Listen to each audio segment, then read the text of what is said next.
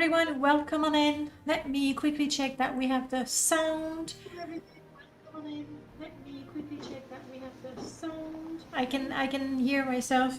I think, Drac, I can hear myself in your background. I definitely can. Hopefully it's just me, not the chat as well.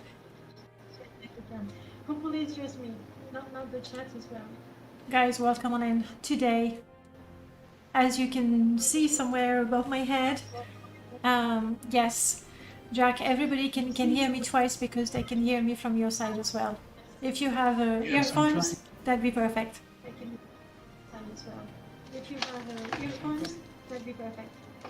will try to set some up.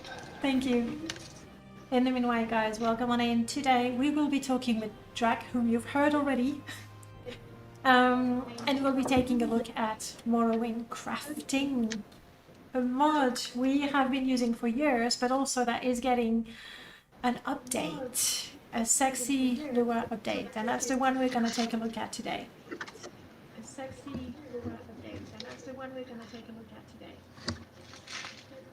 It's a lesson for me as a streamer. I don't really listen to myself after the stream, so now I get to hear myself live. It's a bit weird.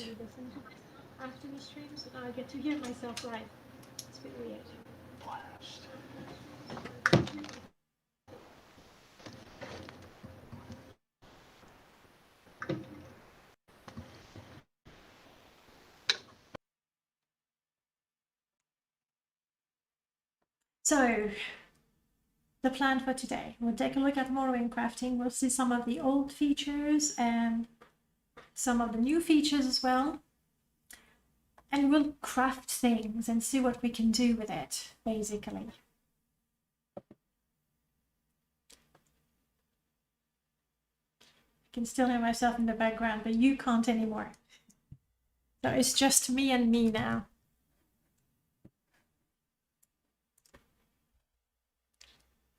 No problem. By the way, chat, since I have a few minutes, you know, I absolutely adore talking to you. However, when we have a guest, like, I'm still looking at the chat, I'm still reading what you're saying, but I can't necessarily react immediately. I am not ignoring you. I will nod or smile when I read something, but I'm still reading what you're saying, okay? Likewise, Drac will be reading the chat, so if you have questions, just go on ahead. I tend to ask plenty of questions, but I might not be asking the right question. All right. Drac, you are now unmuted. Would you like to say hello to the chat?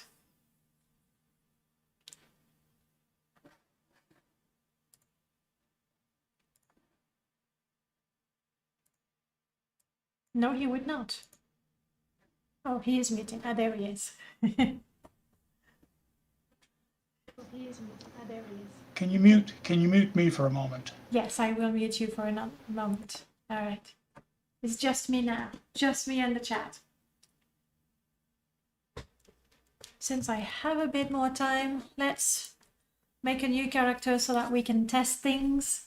And Danaebot is there, but I don't want Danaebot to interrupt too much when speaking either, so you might not see all the notifications that you normally get, like the alerts and things like that. Yes, Fox Alpha, I'm sorry, it's so obvious for me, I don't even make proper presentations. Quick beginning.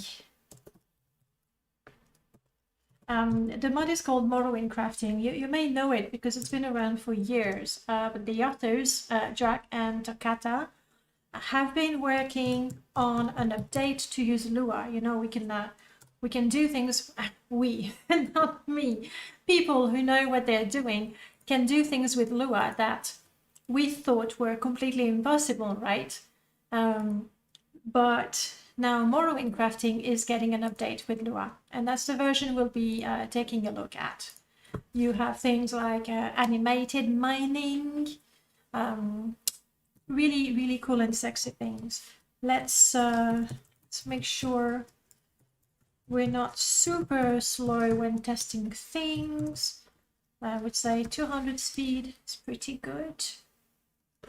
And we will be carrying lots of things that, and I don't want to die. I think that's enough cheats for now. That's enough cheats for that character. And so Drac, who is the co-author of the mod, will be here with us shortly.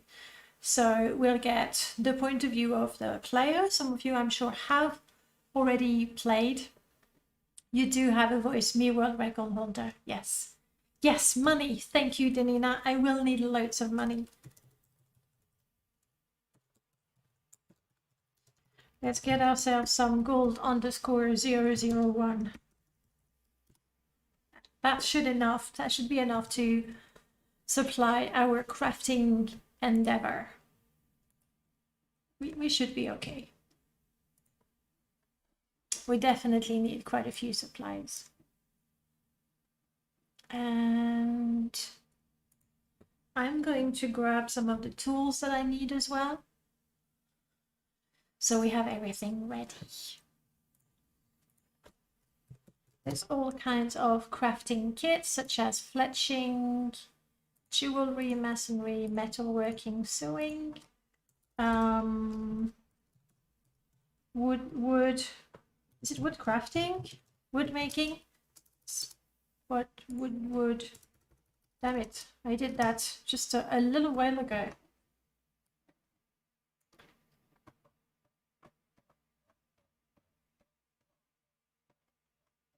Would something chest? I think. Woodworking. I don't think it has the word kit in it. Tool chest. And I think that gives us most of them. Yeah. I can hear you, and I will unmute you so that the chat can hear you as well. All right. Now we can all be heard. Welcome on in, Drac.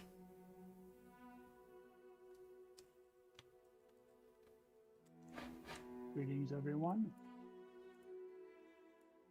Okay, chat, you know how it is. I need you to tell me if it's a little loud or a little quiet.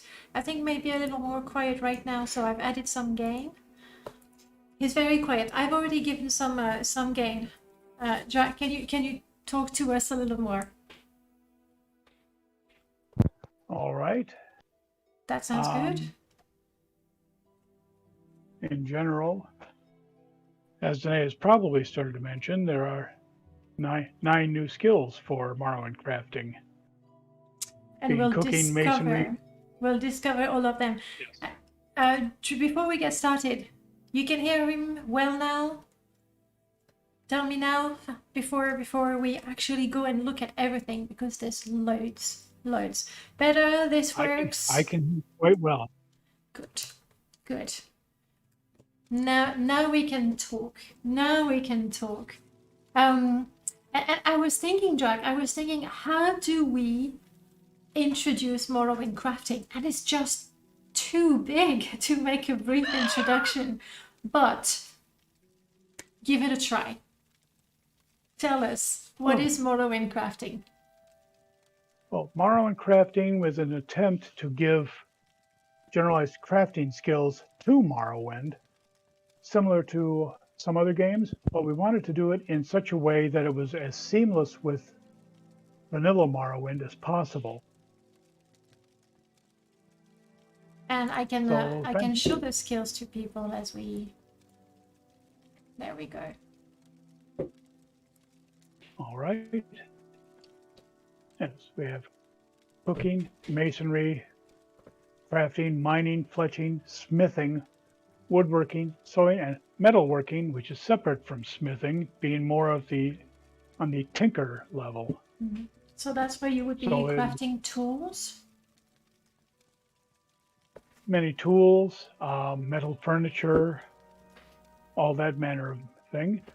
You can also use metalworking for melting scrap metals, being that you can now scrap weapons and armor and such using the anvil.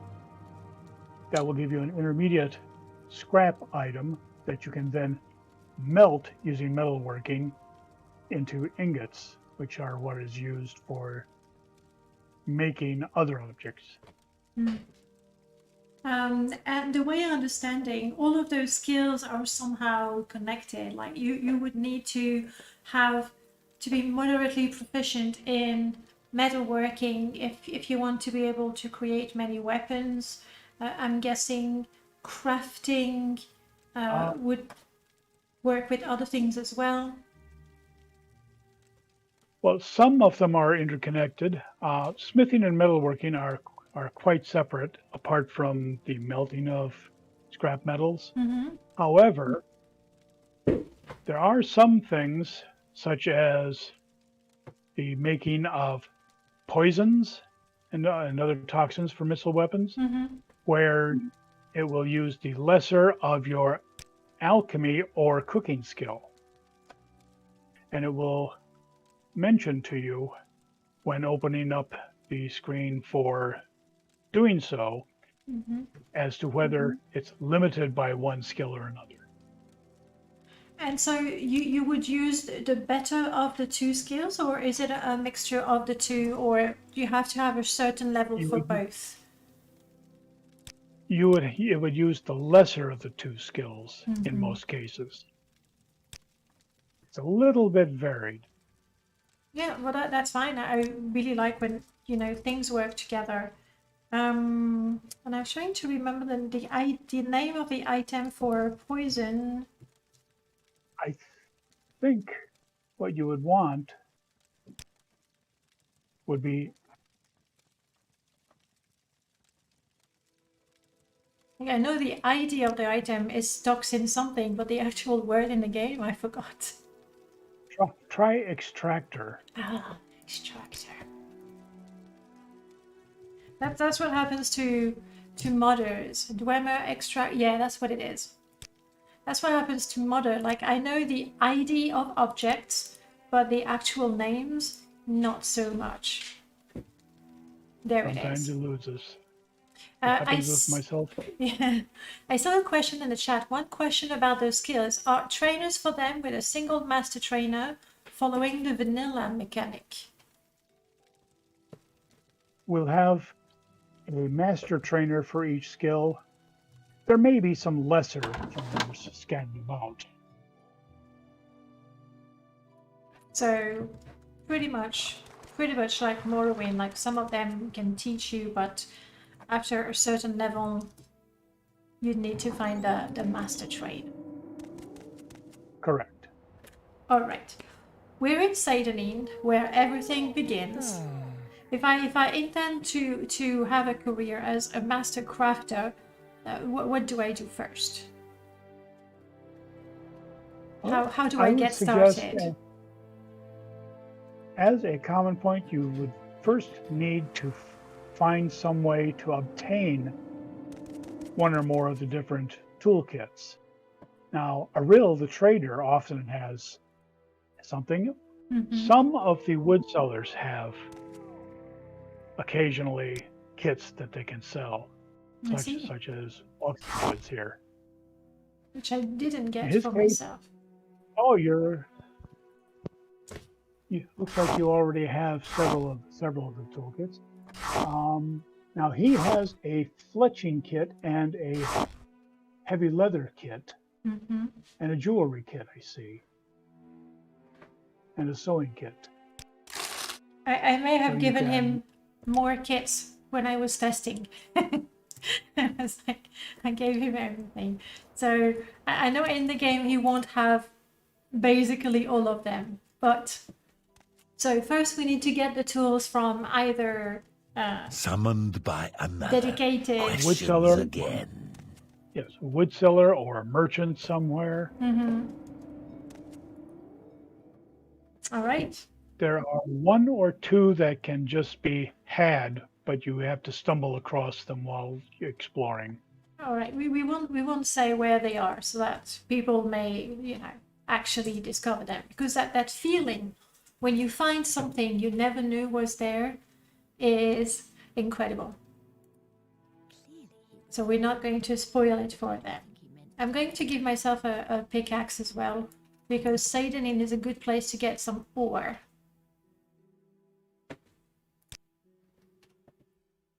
Can you tell us a little bit about the beginnings of Morrowind Crafting? Because that's a mod you've been working on for how long, actually? Approximately 17 years, with long hiatuses in between. Originally, there was a fellow named, was it Mad Max? Mm-hmm. Max Nobody, Max AKA Nobody. I always who confuse put the together- two, actually. I'm not sure if that's two different modders, because there are Max, aka Nobody, and Mad Max. And I'm not sure that's the same person. It would be Max AKA Nobody. Mm. He put together some basic crafting. Now you die! Kata also became involved in working with Max on that for a time. Mm-hmm. But after some time, we became a bit disenchanted with some of it, thinking that there could be ways to make it more like the way Morrowind itself works. For example, one of our more common comments about that sort of thing was, I got tired of having a rat sneak up behind me and steal my steak while I was cooking on it. That could be a problem. So Takata came up with the idea of making our own crafting mod from scratch, because we did not want to use any of Max's code. That would not be terribly kosher. Sure. I mean, there's either you get permission, or you work together, or you create your own. That's true. Just so. And we came up with some basic skills. I believe there were 5 to begin with. Good start. And since we only had the Morrowind scripting engine to work with, it was difficult at first, although Takata became fairly quickly a wizard at working with Morrowind script. And eventually came up with several firsts in that area, being callable subroutines that are part of another script, and scripts that can sometimes detect if there's a problem and reset itself. Actually, After that, sorry, I interrupt you. I just wanted to Go talk ahead. about Morrowind scripting, because the way, like, I haven't looked at the original Morrowind crafting script, but I'm guessing the script goes, so if you activate this thing, bring up a message box with that option, that option, that option, that option, that option, that option, that option, being make a bowl, and then you go, if it's option number 1, then check for ingredient this, ingredient this, ingredient this. If you have all the ingredients, check for the skill. And like, essentially it's like I can't think of the word, but like it exponentially increases the more things you want to craft. Like when you have just 2 options, it's already like, okay, this is my first choice. But pyramid, yes, I guess. Yeah. Can't imagine to make a script where you have the options to make 20 weapons, for example. Just how complicated it is to keep track of where you're at, and then to troubleshoot that. So I'm not surprised that you say that you guys had to become wizard of Morrowind scripting, because it's a thing of its own. Let's just say that. it gets interesting, especially since the Morrowind scripting engine's menus had a maximum of 10 items on the screen. And I they think had to be there's a limit to how many, you call that, embeds you can have? Like how many ifs you can have? Yes, you would have to use up one of those 10 possible slots for, say, a title as to what the menu is about, Mm-hmm. and then you could have several options, and then you would also have to use one up for exit or cancel, Mm-hmm. which, as you can imagine, is quite limiting. So you might have to have options that say more, or go to this kind of item to craft, or this item to kind of craft, and then that would open up still more options. And since there's a limit on the size of a script in Morrowind, that quickly became problematic. There were a number of times where we had to trim down options just to fit in the available script space. Or just say, and now start this other script. And the script just piggybacking one after the other or something like that. That is some of what we had to do. Having one script call another is really a rather common thing in Morrowind scripting. But you also had to use global variables to pass values from one script to the other, and it became rather clumsy after a while. Oh, and you mentioned globals. We now have some very sexy looking skills that improve, that go towards your level up as miscellaneous skills. But back in the days, like we're gonna sound like a bunch of elderly people, but back in the days, the only way to have a script was to keep a global, and then you would keep track of that global to sort of simulate having a skill. Which, Yes. Mhm. Skills themselves were kept in global variables, and you had, if you wanted one script to call another, but you wanted to keep some of your values, you had to place those into global variables and call the other script, and then the other script would have to read those global variables, and it got complicated quite quickly. I can imagine, like with all those scripts and globals just working one with the other. When you actually, here's a question: when did you decide to update it? Because honestly, a mod this big and this complex in terms of all the things that are happening and interacting one with another, the mere idea of overhauling the whole thing is like, when did you decide that you would make such a major update? Oh, from version 1 to version 2, it was probably a couple of years. Mm-hmm. And then came 2.1, where we added some other functions. But then, thinking about version 3, that took quite a while because it was actually becoming rather intimidating. So we ended up making just a few odds and ends to play in our own games, and it eventually became to the point where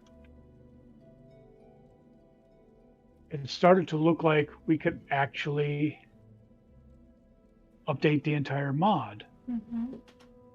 Then we discovered that there were other problems that prevented us from moving forward, partly with Tamriel Rebuilt, because we wanted to include items from it, where when Tamriel Rebuilt updated, suddenly all of the internal pointers were vastly different. Yes. Tamriel Rebuild updates is a bittersweet moment where you go, yay! A new region to explore, and you go, oh crap, I'm gonna have to update all my mods now, don't I? And you have to look for those items that have been removed from the game, that have been renamed. Yeah, I hear you. When you want to integrate Tamriel Rebuilt, you really increase your workload quite a bit. And I see in the chat, Denina says it's her fault that she was the one who told you about Lua and then you ran with it. Oh yes, you can lay a great deal of blame on Danina. Man, I'm not sure about blame. I'm thankful personally.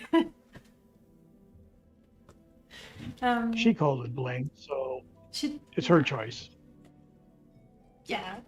She's been extremely helpful throughout the whole process. Well, she knows the In fact, mod very well, doesn't she? she's been our major tester. So that would be And the third person in the world to know the most about the mod, basically. And she's been our chief cheerleader as well, so to speak. Sometimes cracking the whip over me. Good. I am also thankful for that. Really. All right, we'll keep talking about everything. But since we're here, I am now holding my miner's pick. This is the basic vanilla miner's pick. And as you can see, as you're going through mines and caves, you'll occasionally stumble on iron ore rock. Now, back in the days, pre-Lua, you would have those menus. I would say, what do you want to do? And you would go click, click, click, click, click, click, click, which was great. But now we have something a lot more immersive where you just equip your weapon and you swing your weapon and off you go. You're mining. Oh, and that squishy sound means that there's nothing else to mine, so you just grab your stuff. I think that's very cool. Extremely cool. So much more immersive than it was before. And then before, it was also like mind-blowing that you could mine rocks like that. For animated mining, you can partially blame Abbott, as a long time ago he had suggested having an animated mining function, and we just could not really see a way to do it properly. But Lua, again, makes many things much more possible. Many things So, impossible, now possible. yes. So we tried it and decided that we liked both ways. So we wanted to give the option of mining either way that the player preferred, which is why you can turn animated mining on and off in the mod configuration menu. Yeah, I saw When you that. turn it off, when you turn it off, it's much like the old method of mining, that you get a small menu that says mine. You click the button once for each time you want to strike.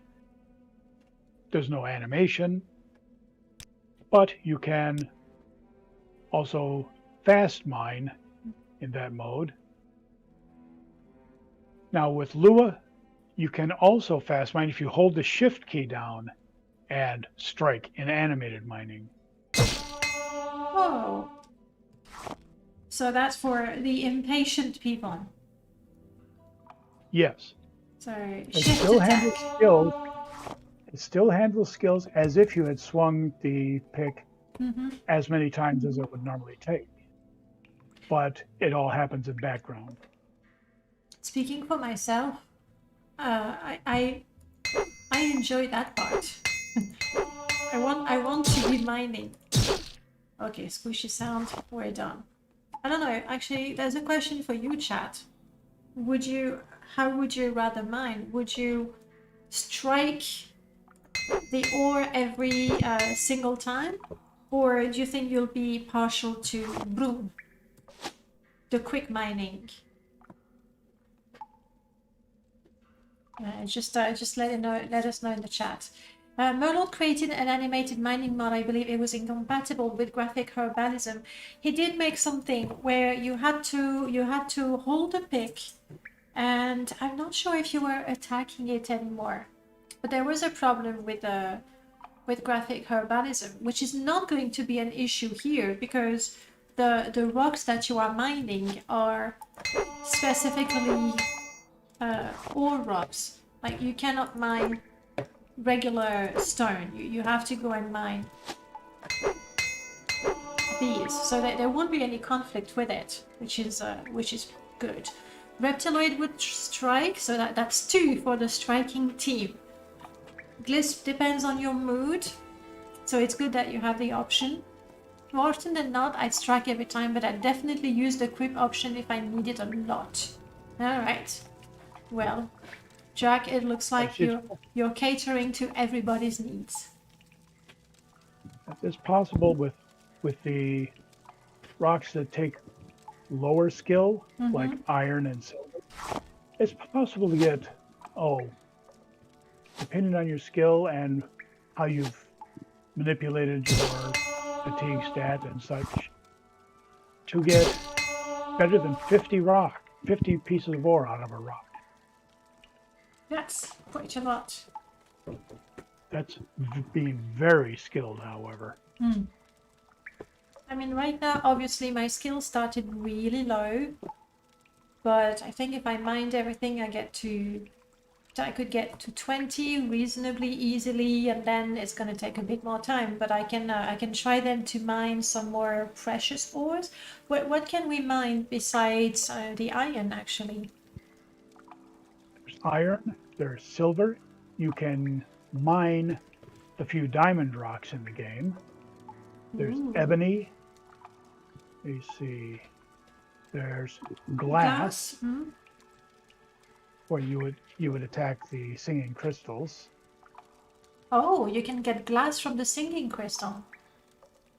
Yes, and there's adamantium. Also, where would you find those? In Morrowind, in the sewers? Adamantium is generally found underneath Morrowind, deep in the catacombs and caverns.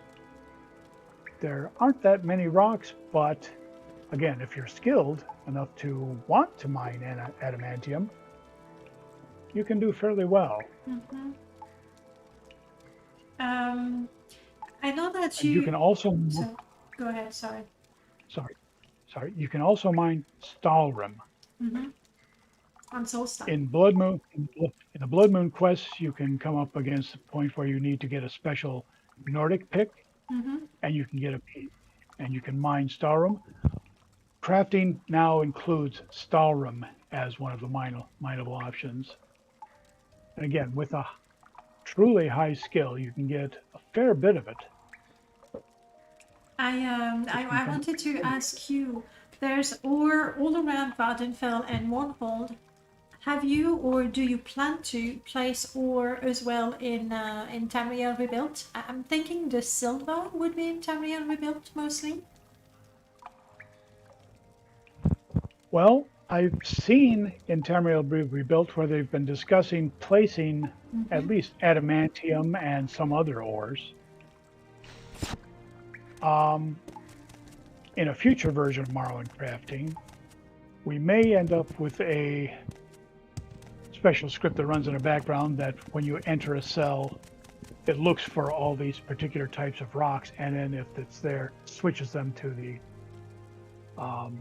mineable sort. Yeah, that's totally doable, because in my own mod, I didn't code it because I can't code to save my life, but Merlord coded it for me, where basic bottles, like some bottles, can be switched by bottles of my mod.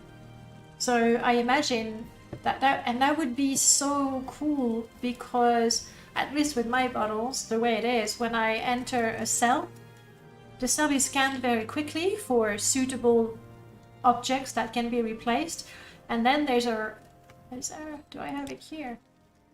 I have it for foods.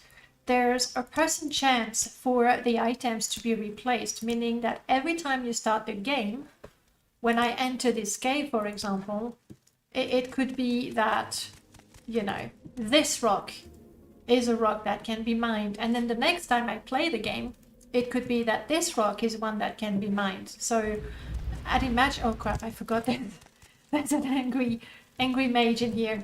Okay, let's get out. But that would really, really make it like your prospecting. Whereas right now, if I want iron, I go here, and I know I'm going to have quite a bit. That's true. Takata also reminds me that we've already included the ability to mine Tamriel Rebuilt ores. Or not mine, but smelting can also handle Tamriel rebuilt ores. Mm-hmm. So whatever iron ore they've placed is perfectly suitable. Mm-hmm. It's great. It's great that you have Tamriel Rebuilt integrated already because a lot of people are using it now. So definitely Yes, a plus. you can make many Tamriel rebuilt items. Which is something we can take a look. This is an anvil. Let's close that. This is an anvil that is placed in the vanilla game, and what your mod already does, it's going to replace all the vanilla static anvils that do nothing, replace it with the Morrowind Crafting anvil that I can use to do all kinds of things. Yes.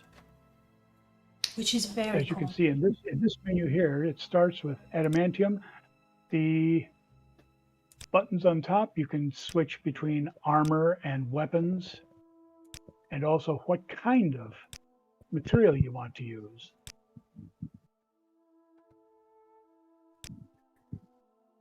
I see. So here's Also, the glass armor. Yeah, these are TR items. yes.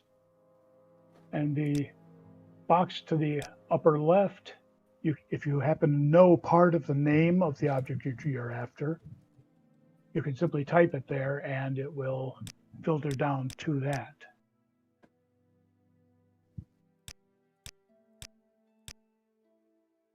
I should mention that for the selection buttons like you're using now, if you are in a section that has many possible options and you accidentally skip past it, you don't have to keep clicking to go around the list again. You can hold the shift key down and type it to go backward. Oh, so and shift click, I'm going back. Okay, that's very handy because I was going around, all the way around. And then I get to all where I wanted to go, but I clicked one more time and I was like, damn it. Okay, so basic click, forward, shift click, back. Okay. Really, really good to know. Now in the lower left, there's a button that says switch to scrapping. Ah, I need a hammer. So that if you happen to have a hammer, you can scrap many items, and then you end up with scrap metal.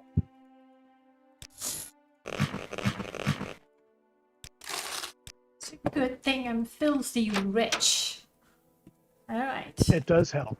It does now. I have a hammer and I even have some armor to scrap. I'm guessing just like you can craft any armor and weapon that is in the base game as well as in Tamriel Rebuilt, you can scrap any of the base game items and Tamriel Rebuilt items. Anything that would be likely to give you a useful amount of material back. So right now I can scrap any of those. My metalworking is really low, so I'm probably going to waste some, but I'm rich, so... Scrapping doesn't take any skill. Oh. You're just beating it into chunks. Yeah, I'm keeping my minus pick. And I have iron scraps, as well as silver scraps. What do I do with those? Those, if you have a metalworking kit and a crucible, you can melt those into ingots. And ingots are what you would use. Do I need a hit source, or it's up to the player to be smart enough that maybe it's better with a forge next to you? A heat source is simply assumed. The crucible, I'm cheating and I'm giving it to myself, but I'm pretty sure you can craft it as well, right? With Yes. the bag of crafting tools, maybe I don't have it right now. That would be under to make the crucible, I believe, would be masonry, as it's made from clay. I'm also reminded that there's a point about scrapping in that if you try to scrap Daedric items, Mm-hmm. if you do not have the ability to make Daedric items, then the Daedric essence is lost and all you have left is ebony. Which is not bad. And how do you get to know how to craft Daedric items? Is that based on your skill or? There's a special quest in the game where you follow clues about to find a person who can actually teach you how to handle Daedric materials and make Daedric ebony. I like that. You learn about the quest from, is it the latest rumors, or you need to go to a specific NPC to get started? There are a couple of NPCs that can get you hints that get you started. No, the crucible is not crafted with that. I know I made one.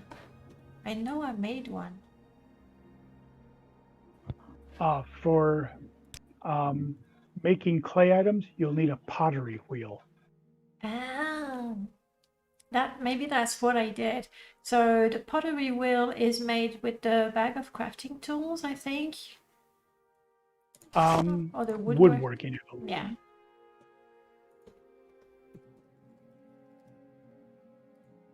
Now I don't have everything. I need to make iron ingots. I'm going ahead. I have my crucible and I have my metal working kit. Let's see what we can do about those scraps. So put the metalworking kit on yourself. Mm-hmm. It will notice that you have a crucible. And now, if you go to group ingots, Yes. I believe, you'll see that there are silver ingots, which you have 9. Mm-hmm. You can try I have to enough. melt those, and those will actually get you a little bit of smithing skill. Although, actually, melting may be metalworking. There's some. That's my doorbell, don't worry about it. Okay, I failed at making silver. I should have started with the iron, to be honest. I'm guessing the iron is easier. Yes, it is. Yes. Sometimes you may fail, but most of the time, melting iron scrap is pretty easy. I'm sorry, just a second. What was it? I think it's Halloween. It's Halloween, people. Yes, it's Halloween, people. We don't have candy. We're terrible. We're terrible people. It's true. We don't do anything for Halloween. We're not trick-or-treating. We don't have costume. We don't go to party. We talk about Morrowind. Terrible. Terrible. So I know I have successfully made some iron ingots. What I'm not seeing is an okay or a quit, something to leave that menu. Am I missing something? There should be a Right? cancel out button on the bottom, but I do not see it. There may be some other thing that is interfering. I should also point out when in the menus here, when you're pointing at items to make, if you'll just hover on one, you'll see the actual difficulty related to your skill, what is required, and your chance of success. And remember what I mentioned earlier about being limited by something? Well, this one is limited by your armorer skill. I really like that. I really like that vanilla skills matter. Yes, they do. So it's not. I think I was with the. I remember Morrowind Complete. I think was Max's mod, which I have used. Like at the time, I thought it was great, but it felt very much like a separate thing, if you see what I mean. It was its own thing. Now, knowing that if I want to be good at creating anything with metal, I need to have a minimum of knowledge in my armorer skill, everything is coherent. Yes, needing to mesh well with Morrowind was one of the primary reasons why we wanted to create Morrowind Crafting. Mm. So it didn't feel artificial. And yeah, I'm not seeing a button to quit. And I think I remember with the anvil there was a sort by difficulty as well, which I'm not seeing here. Yes, there's something that is interfering with your game that is knocking out the bottom row of options. It looks like it. I'm going to exit, which is no big deal. Take a quick look at the MWSC log because that might be of interest for you guys. Very often on stream, I have something that doesn't work because it's Morrowind and my game is heavily modded, and then Null says, "Send me your log," but it's too late. I've already, started the game again, and it's too late. I'm going to quickly send you the log to see if there's something useful for you guys. There might be nothing useful. All right, launching the game again. How would you know how to make a heavy Dwemer chest? There's no quest for Dwemer crafting, is there? No. Mm. Many items are simply assumed that you think about it for a moment and realize that it's not that hard. For example, a Dwemer chest, you would know that you would need Dwemer metal and that it has a hinge and it's a box with a lid. There's not a great deal to it. Now, you cannot make actual Dwemer items, but you make something that looks like one. And it's not the same if we were doing a Dwemer weather machine where the knowledge and the craft to make such thing is lost. You're replicating, basically. True. For example, you can't make a Dwemer item and have it already be rusted and such. So you're using Dwemer metal to make something that looks and acts similar to the original. But any special properties that it would have had, that's lost with the Dwemer. That makes sense. All right. I want to... Oh, now I've lost my scraps. Is there anything I'm good enough to make? Sort by difficulty? Yeah, sort by difficulty. The easiest thing to craft is a cooking knife. And I have 0 chance of success, but that's harsh.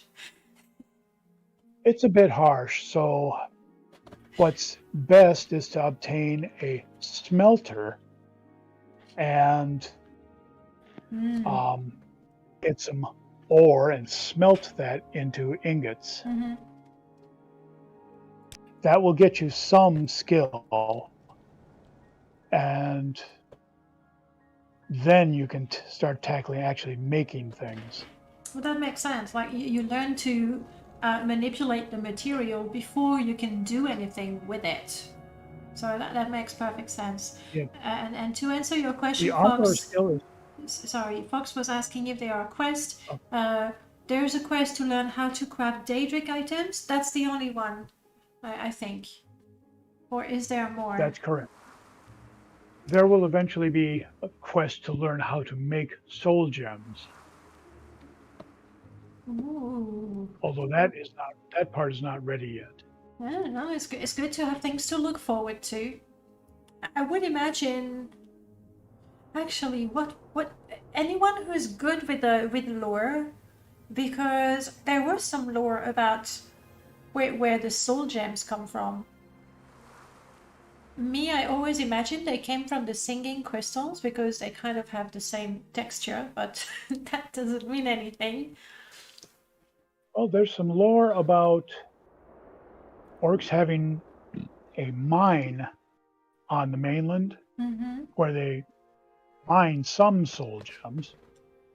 There's also lore relating to how some Argonians learned to use eggs to hold souls, but they had to perform many rituals over the eggs. So we've taken And quickly before they some hatch, of because then it's too late. it. Then by then it already has its own soul. Yeah.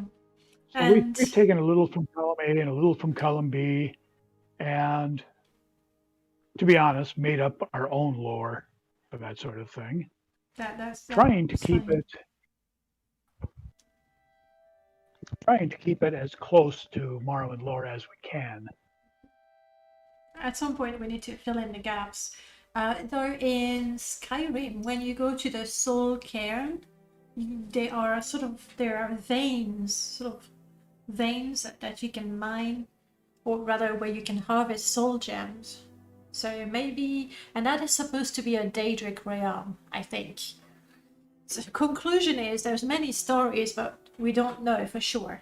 So might as well come up with your own, trying to be mindful of the rest. Everything has many stories about it. Some are true, some are not entirely true, some are completely made up. I'm also reminded that for making items, I see in the comments they're saying Stahlroom construction is kind of a guarded secret, and Glitch Hunter 9 is correct. There's no way for the player to learn to make Stahlroom items currently. So you can harvest Dalrim, and then you use the vanilla quest. There's a special NPC, right, that can craft Stahlrim items for you. There are special NPCs that will make Stahlrim armor and weapons. But that is indeed part of Vanilla Blood Moon. I really like the idea of actually learning the craft. Even though, to be honest, because there are skills and there's difficulty, the more complex or the more precious an item is, you learn how to use it by becoming better at your craft.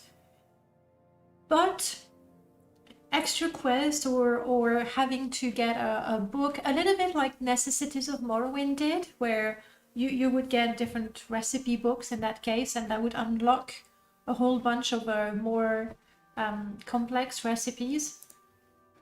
Quite like that too. It is possible to get a book containing a number of cooking recipes, though I should leave that to the player to find for themselves. Yes, that's definitely the sort of secrets we don't want to share. And I wanted to try the Crucible again, but it's confirmed it wasn't just a glitch that happened once. I can't close that window.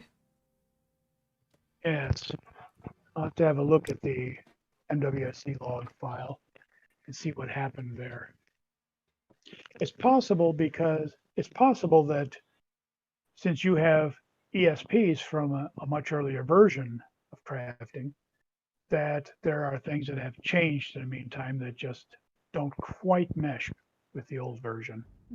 Of course, because you're still adding to, as you code new things in, you're adding to the mod itself. Yes, and sometimes the way something was done in the past is altered, but I can't really do that nearly as much anymore since it's getting very near release. Do you intend to keep both the Morrowind scripting of things and the lore scripting? Because I know if I install the beta version of Morrowind Crafting right now, and I don't have skill modules that enables all the skills. If I activate the Smith Anvil, I get the old Morrowind Scripting menus with, you know, all the options and the submenu and the submenu and all that. Is it something you want to maintain in the same mod to have both the Lua version and the non-Lua version work together? Not entirely. The only reason that, for example, you get the old menus is because you have an old version of the ESP. In the version that we're working with, the scripts are gone from most objects, although there are some that still use Morrowind scripting scripts. But where Lua can handle the workload, or Morrowind scripting is not simply easier, we generally remove the scripts.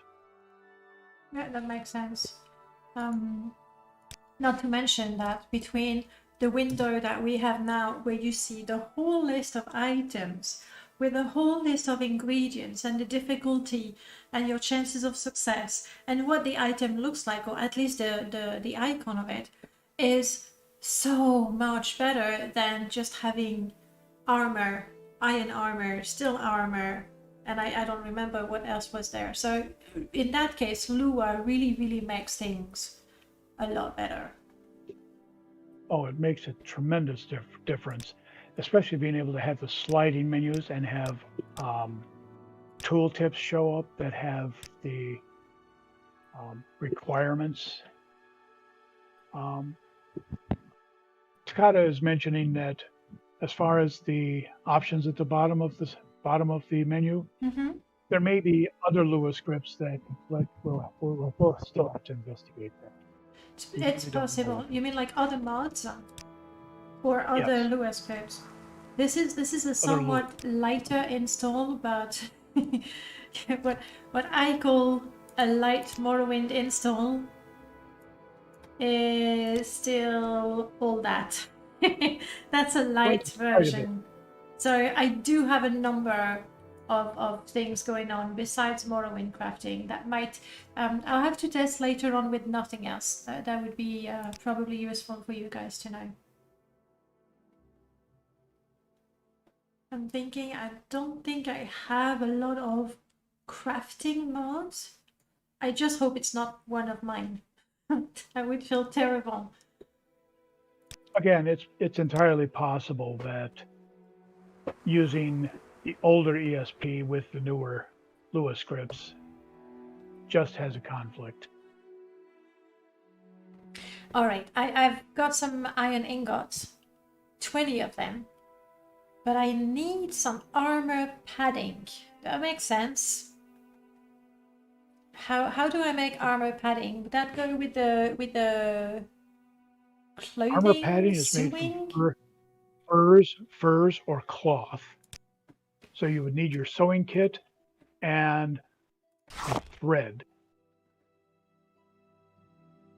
Now, quite often you can buy thread from a merchant, or you can make your own thread if you have or can make a spinning wheel and have appropriate fiber.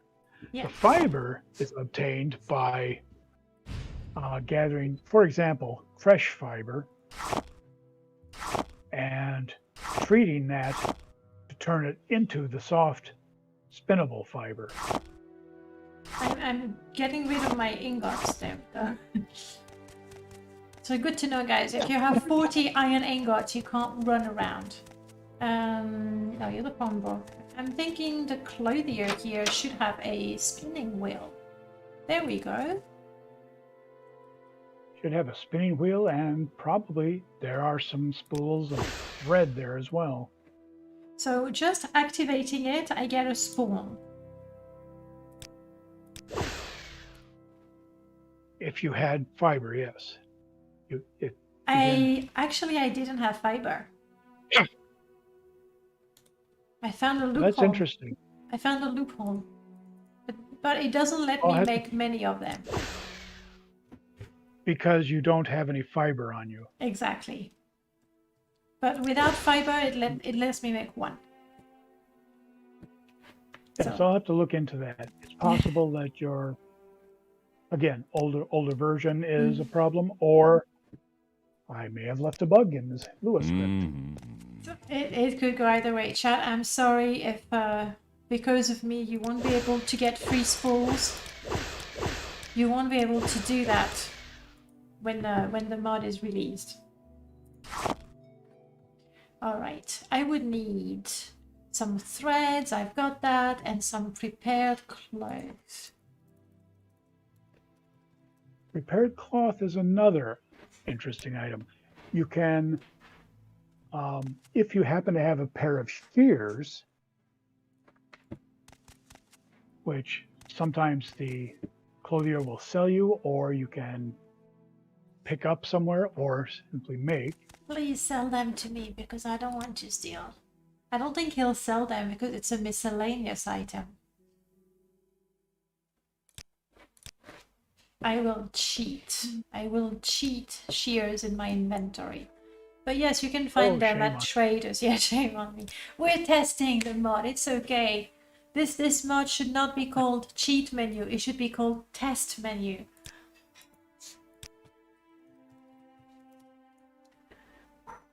There we go. All right. Oh, well, I gave myself 10. I'm good. I'm sorted. So I have my shears. What do I do next? Now you would get some cloth. Do you have some cloth? I doubt. He's not selling it. Or clothing, or rolls or bolts of cloth. So just like with armor and weapons, I can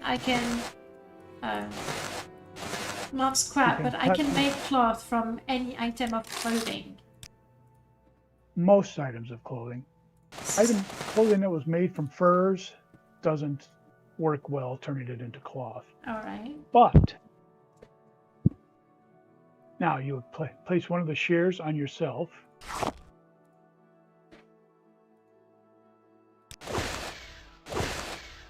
Now those are the items that you can actually cut up.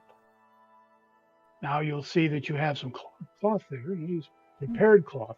It's prepared cloth because the different types of cloth that you find out in the wild, so to speak, aren't really trimmed and that sort of thing. But this is ready to be used to make things. So Makes now, sense. in order to if I do find those pieces of cloth, they're none here, but like the bolts of cloth, I can turn them into prepared cloth if I need it. yes.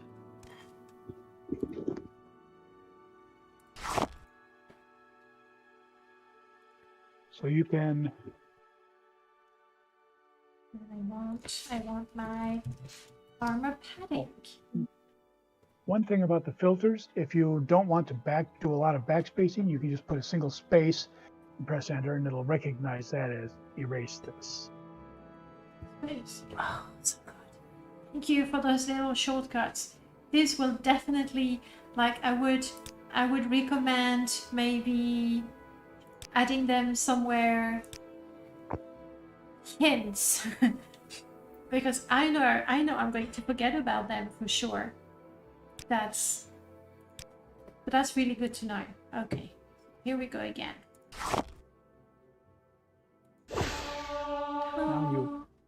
Chance of success 92. Like, I'm so good at this. As I'm getting better, so are my skills. My sewing is getting better. And you can really make anything and everything made out of cloth. I see pillows, sparring mats, bags and sacks. It's like tremendous. Anything's possible. Up there. And I just had it pointed out to me that That bug does exist in the current spinning wheel, so we'll have to fix that. Where you can get the free thread. You have to know when you agree to come and talk to us during my stream. At the end of it, you will have possibly a list of bugs to look into, and then a big list of features that I would love to see. So you've been warned. It's a risk. It's a risk you have to take. Oh. We always get lists of features that people would like to see. Don't want to imagine. Some of which would not be possible even if we had a gin bottle and a Star Trek replicator. Well, I have a simple request for you. I would like it What that is it? when I craft something, it appears in my inventory and in my wardrobe. Can you make that happen? Inventory and in your wardrobe? Yeah, at home. So I make an exquisite dress. I can wear it in the game, but then I can wear it in real life as well. Can you code that? No. That may need a little more research. Okay, good. Of course, if you want to There's hope. fund research. Speaking of research, because we can see how, all the skills are quite intricate. I want to make armor, but before I was able to make armor, I had to mine the ingot, I had to smelt it. Now I had to get some clothes to make some padding, and now finally, that's the whole point of the mod, right? Now I can make my armor, and you talked about fiber and all that. How much research did you have to make to come up with the recipes and the items and to decide what you were going to do? Was there a lot of research involved there? There was some research, primarily in the appearance of iron ore and silver ore and that sort of thing. Mm-hmm. Most of these was just a matter of sitting down and thinking about it for a bit. I'm not good enough to make anything. Oh, question. Obviously, when you successfully craft something, your skills go up. Do you get a little bit of skill improvement for failing? Yes, actually. Yes, good. So A very small bit compared to success, but it does you learn what not to do. that makes sense. That's always been one of my problems with Morrowind. Like, you learn by making mistakes, and Morrowind doesn't let you do that, but you do. Good.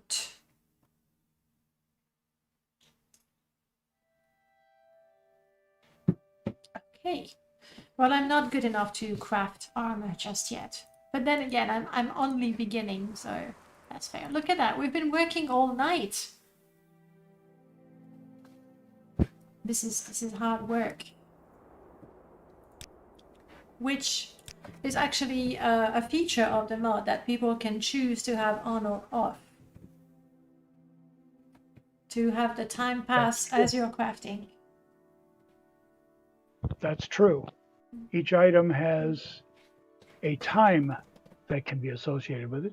Usually with scrapping, it's a few minutes. But time does pass as you do these things. Mm-hmm. You can turn that off, in which case only the game's inbuilt timescale function applies. Like that, But especially if you have survival mods like Ashfall or Necessities of Morrowind. Oh, yeah. If you decide to grind your skill, at some point you'll be exhausted and hungry, which makes sense. Which makes perfect sense. It's not a terribly good idea to sit down and hammer on things for 72 hours at a stretch. Who knew? Who knew? And since I'm looking at the menus there, obviously it's just a few things, but there's the casual mod. Can you tell us a little bit about that? Casual mode is for people who don't want to have to spend a lot of time learning how to do things. You simply automatically succeed. You don't actually need skill, and it doesn't give you skill. Which makes sense. So all of a sudden, do I miss something now? Oh, I've wasted my iron ingots trying to make a club, and now I don't have enough. This is too unfair. Let me cheat some more ingots in my inventory. No taxation without representation. Yeah, something like that. So if you want to just, I want to furnish my house, but I don't want to find a pickaxe, and I don't want to have to go to a cave, and I don't want to have to smelt, and I don't want to have to try all over again if I fail crafting. You just go for the casual mode, and then the skills are irrelevant, so you don't need them, including the vanilla skills. You know, when it checks for your armorer and your alchemy. No skill checks whatsoever for crafting in casual mode. Of course, you still need the ingredients, but you don't need any skills. Although, even in casual mode to make Daedric items, you still must complete the Daedric quest. That's fair. Look at that. I made a helmet, a Tamriel rebuilt helmet, I believe. The fact that you've included all of TR items, it basically, what, quadrupled the number of items you can create? Probably. And you can use that helmet to check another feature. If you set the helmet down, let's try the placement routines. With the helmet? Yes.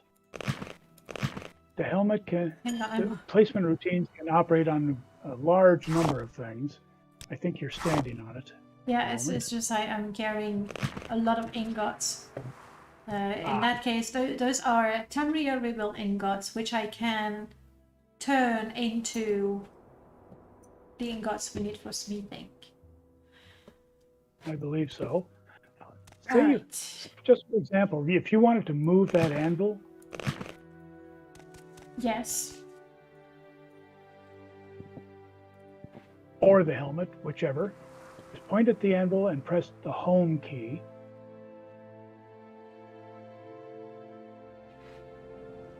Where we get now, you see, all the information we need. Okay. What does that mean? All right. This means that you can now hold, just for example, the X key down and then move the mouse wheel slightly. I'm moving back and forth. Yes. And you can shift to the moving on the Y axis by holding the Y key down, or move it up and down with the Z. Okay. Now, if you want to just set it down, you can press the backspace, and that will drop it to whatever surface is next in line. So let me just pull it up, and then backspace. Boom. And it will just look for the next collision, essentially. Correct. Now, if you press the delete key, I'm looking at my keyboard. That will shift. Where is that key? Got it. If you press the delete key, that changes it from movement to rotation. And you can then use your X, Y, and Z keys and the mouse wheel to turn it in different directions. Which makes me wonder how it would interact with Just Drop It, which is a mod that Merlord has published a few months ago. Where I don't know. I'll show you how it is, because it is quite impressive. So this, you see, I've dropped it. We don't really see how it is. Something bigger. No, my kids are quite small. There we go. You're bigger. All right. But you can see that they're following the line, and if I put something on top of it.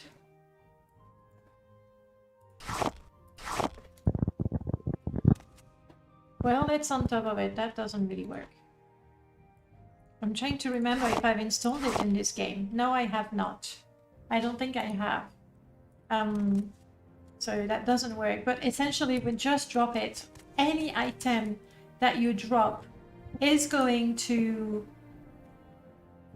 look for the next collision. There we go. Yes. See? So Yes, I don't... I use the same myself. Home. Here we go. Let's try that again. Home. And that works with any item created with Morrowind Crafting. It also works with many items in vanilla. There, for example, there's a few places where there's some sacks or a miscellaneous item rug that's on top of a trapdoor. Mm-hmm. I tend to like to move that aside so I can see it clearly.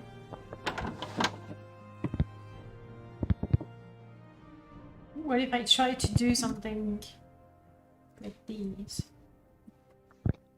Yeah. If you just move the armor there, it still works just fine. The shopkeeper will not get annoyed because you're not taking it, you're just moving it around. I'm just playing with it. Which was the one to drop? I forgot. Backspace. Backspace, thank you. There we go. In the menu in the upper left. If I was particularly what's the word? If I was a petty criminal, I would go, oh, I'm just moving this to behind that corner there where you cannot see me, and then I could steal it. That's possible. More creative way to be a thief in Morrowind. Sorry, I interrupted you. You were going to say something. Oh, now I've lost my train of thought. I'm sorry. It can't be anything important. We were talking about moving things. We were talking about the merchants that don't get annoyed because you're not taking things. You're just rearranging them. Like many stores where you pick something up, look at it, put it back down, and they don't mind as long as you don't actually take it. Would it be possible or even desirable to prevent moving things that have ownership? It would be possible. Although, to be quite honest, I've always found it much more immersive if I can move them about, as if I were examining it, trying to decide if I wanted to buy it. It's true. Like you can easily incorporate that with your role playing, and honestly, it's entirely up to the player whether they want to use a feature or abuse a feature. It's up to them. That's true. I see in the comments that someone is mentioning that what I have been trying to talk about before was when you're moving something, if you look at the menu in the upper left, it gives a list of what all the different keys do.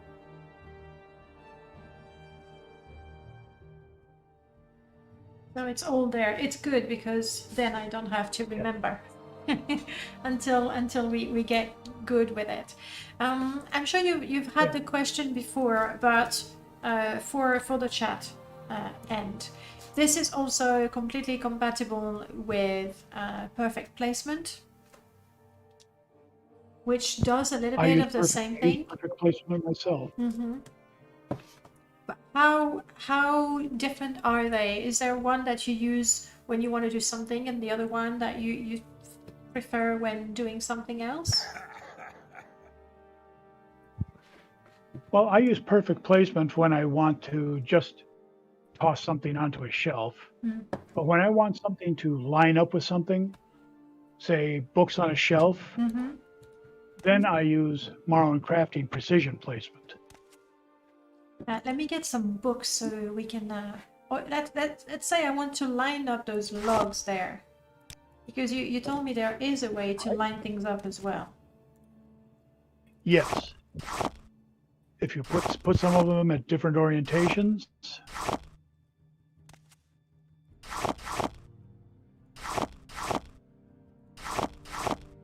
Mm-hmm.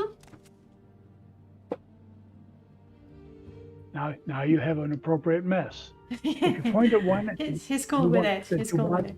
that you want to make even, you say you wanted to make one of those logs line up with the others.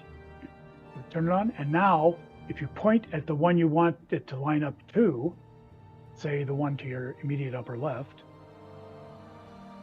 just point your crosshairs at the log to the upper left. Mm-hmm. Now you would press page down. Okay. So, because the chat can't see really what I did, so let's end. I'm going to select this one. I hit home, and that's the one I'm editing.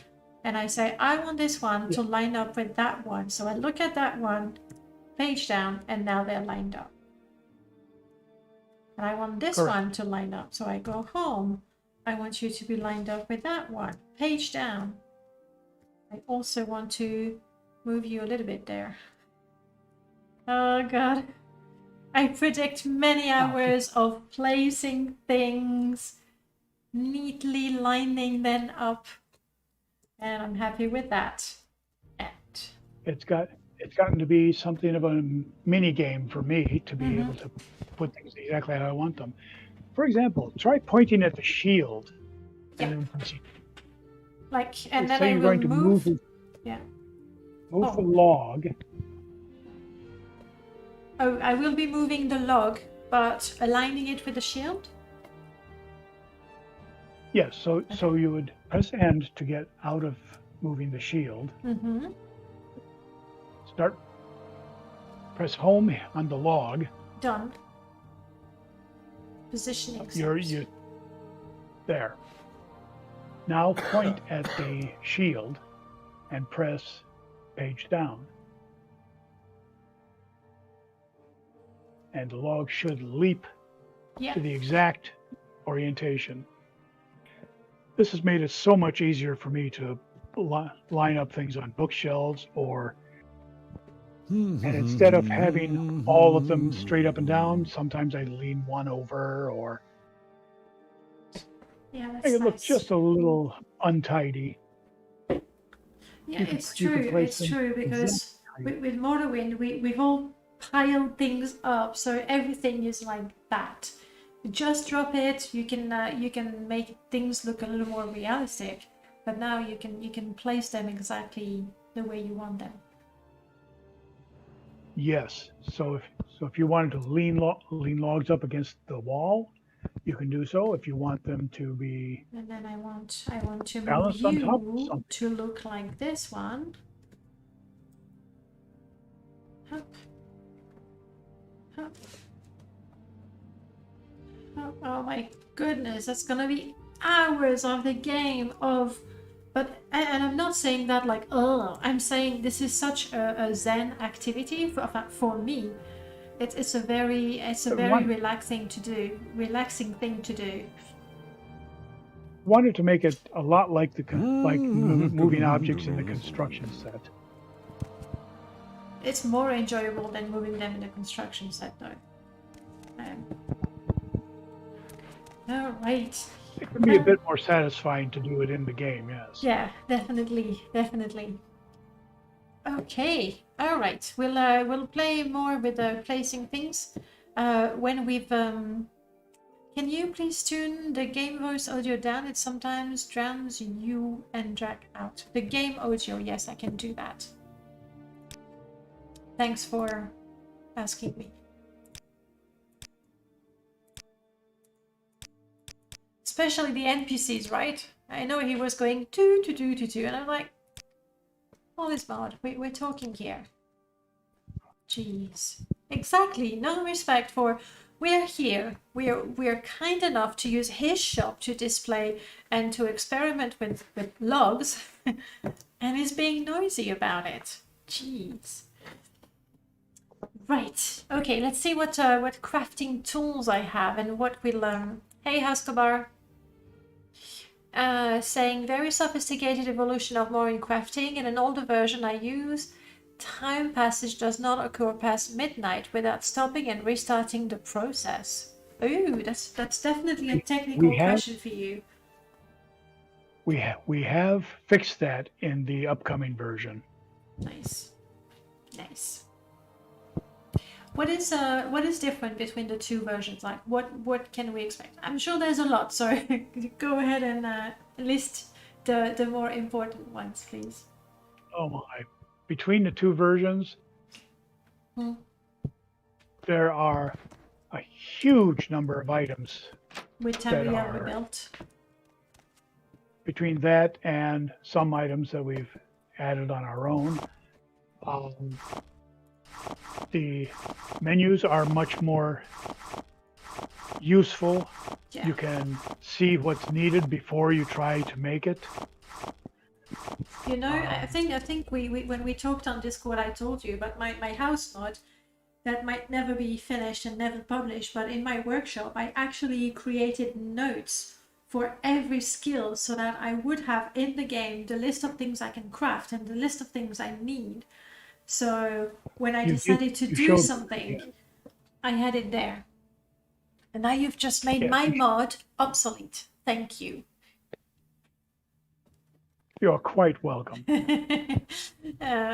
That's good. Once upon a time, since I'm complaining about how Morrowind Crafting ruined my life, once upon a time it was my very first Let's Play on YouTube. And I went to Solstheim and I was like, okay, Blood Moon, here we go. And I go to Raven Rock and the guy says, oh, the first task is really simple. There behind me, there is some ebony ore. Bring me 4. I'm like, okay, sure. And I go, mine, fail, and I tried to mine all of them. I failed completely, and I was basically unable to do that quest until I got some ore, ebony ore, elsewhere. But basically, I made my game much harder, and I did not even realize.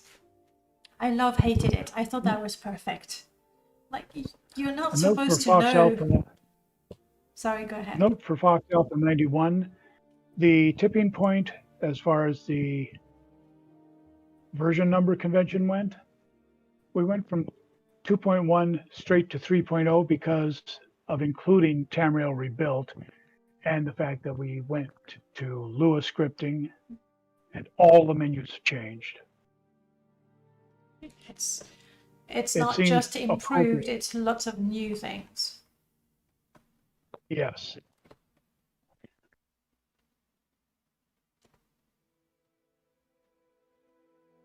Oh, we've looked at that. Can I? There we go.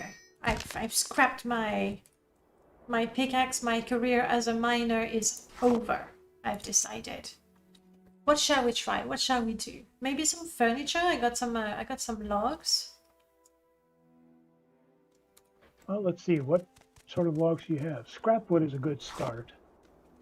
Pine is also a good start. I got everything. I left some in the shop, but I don't want to go back inside. I'm afraid it's gonna kick me out. I have loads of scrap logs. All right. Then you'll want your woodworking kit. And since this is an early start at woodworking, I would go to sort by difficulty. Mm-hmm. Now, you can see that there are convert one type of log to scrap wood. That's basically for making fires and such. You can also see that there's simple wooden spoons or empty spools. They're very easy. So I would require oak. You would need hardwood for that. So I can make a rolling pin because I have plenty of scrap wood. all right. I'm going to. That's very simple. Yeah. Very simple to make. Should be simple enough, right? No problem, folks. We'll see you soon. No. I'm removing the casual mode. Please. I'm a pro. I really hope I can make a rolling pin. Wrong. Oh God, I'm so used to going to the cheap menu to grab things that I go there without thinking. No, we're going there. We do not want the casual mode. I do have the easy learning curve. Now, how much of a change is it? It's true that I've made, like, I've torn a few shirts and a dress into pieces of cloth, and my sewing kit has improved quite a bit. Well, the difficulty, as far as easy mode goes, it cuts the difficulty down a great deal in actuality. Mm-hmm. Then medium difficulty is approximately like standard Morrowind. And the difficult mode, which is the one that I like, makes everything a bit harder. Look at that. Chance of success, 100%. I can make 26 rolling pins like that. See? Yes. Now, on the overall, the difficulty numbers that you see, those don't change. What does change is how much you learn with each success and failure. Mm-hmm. So I made a rolling pin, and my skill went up straight away. Yes, intermediate, you don't learn as much with each success, and difficult, you learn relatively little. Mm-hmm. But for me, difficult is the most fun. It's not as fun when everything is too easy. Now, 10 rolling pins. If you have a high skill, low difficulty items don't teach you as much. Mm-hmm. Yeah, that makes sense. Crap, I And if you reactivated get to caching mode. Sorry. once you've gotten your skill up some, if you get to a point where you want to make something and your skill is already more than 50 above it, you learn nothing. That's fair. That's fair. So you don't want to encourage cheesing up the skill, but actually crafting more and more complex items as you get better. Yes, carving 200,000 wooden spoons does not make you a master cabinet maker. Does it? Oh, bummer. You need to learn to make nails to hold it together too. Yeah. Right. Okay, now I have plenty of rolling pins. That's yay me. I mean, then again, scrap log worth 2, rolling pin worth 10. If you wanted to role play like an artisan or a craftsman, you could make a living crafting items and selling them. There are some things that it would be difficult to make a living making just those, but if with appropriate variety and keeping an eye on your costs versus what you make, you could make quite a good living. I like that. Like I really like the idea of, obviously I like to play the game and explore and the fights and the dungeons and the loots and all that. But I also really like just living in Morrowind, I guess. So being able to say, you know what, I'm gonna invest in a few tools, and then I'm gonna put a table here, and I'm gonna put some pots of clay that I'm gonna make, and spoons and rolling pins because I'm good at those, and go in there to sell them maybe. But it would be really nice if you could have your little store though. That's for version 4.5. Make one quite easy. It would be really cool.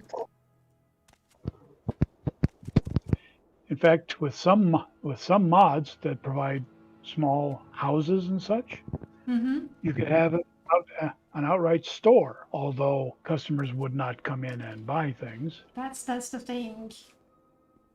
But we just have to script them like a special table that is not just a table but a stall.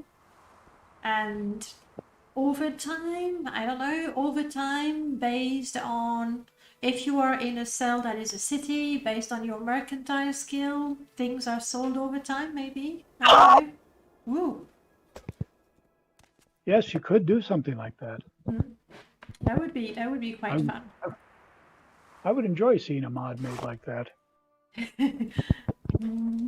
I was really hoping that you would say, hey, I'm gonna make a mod like that. Let's see.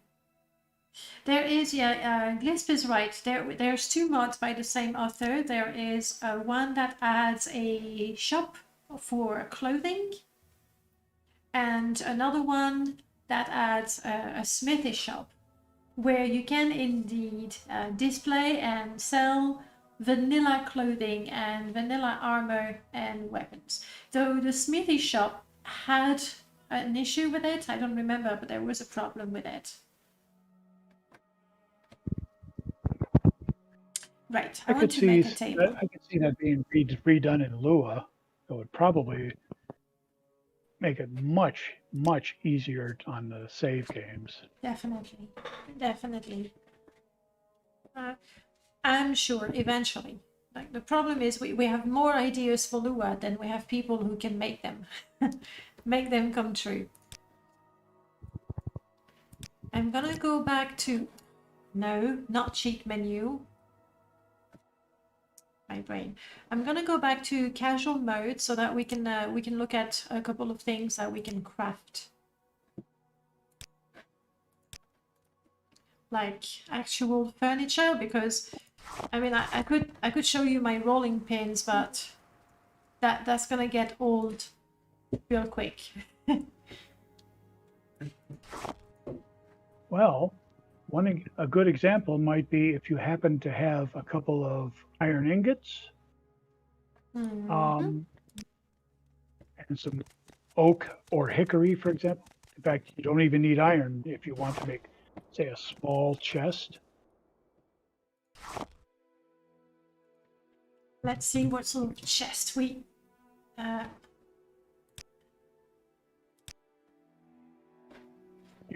You have cypress selected, so yes. Yeah.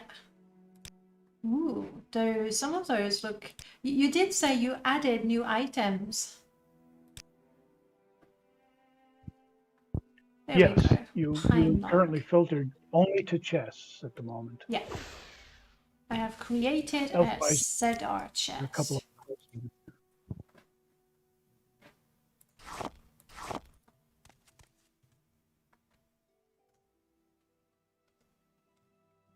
So again. And then, just like the older version, you can press, as long as you're holding the Woodworking Kit, you can press space and install it, and now it's a container. What was that sound? There's been a sound on my stream, I don't know what it is. Look up in place or install item for use. That's what I want to do. Let's do that. Oh crap, I picked it up? What did I do?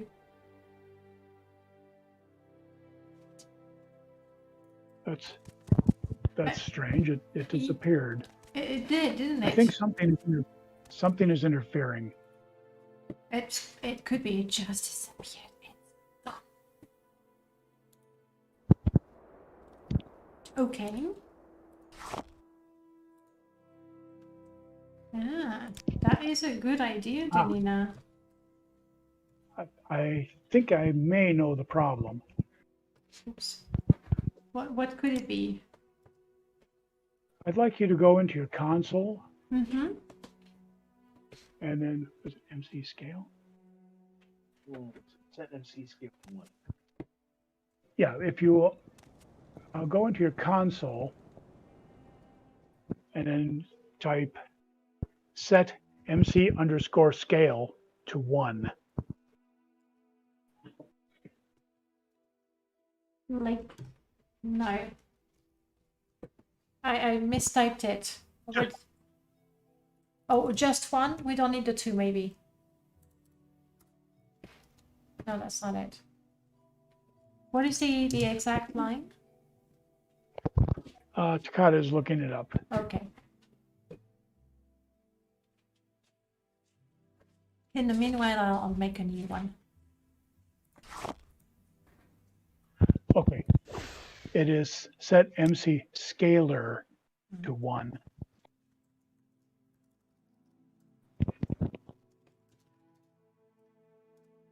Yes. That is done. Just like that should prevent objects from disappearing. The old crafting used the global variable MC scalar to determine the scale of the object. And since a lot of your items have some of the old scripts on them yet, it was looking at that, seeing 0 and setting the scale to 0. Shrinking it to nothing. All right, lock item in place. It is locked. Install item for use, so it's gonna stay there forever. Right, install item for use, and it would be a container then. Now you can open it and do whatever you like to it. If you want to pick it up later, Yeah. you would remove all items from it, and then put your woodworking kit on yourself again. Use the woodworking kit. And go with uninstall and install item. Select that. Then cancel out. Item was Because we now uninstalled. need to, now it's a miscellaneous object again. And now I can put You it can do the in a better place. You mentioned something about renaming the containers. yes. If you install this item, Install. No, Second up. Morrowind crashed on me. Bad Oh, dear. Morrowind. Bye, Morrowind. Just in case, I'm sending you the log. It might be completely unrelated, but I'm sending it to you because when I restart... I'm a god. How can you kill a god? What a grand and intoxicating innocence. I'm a god. How can you kill a god? Shame on you. No I've cascade. started the game. I'm a I've saved the logs, so at least there's that. All right.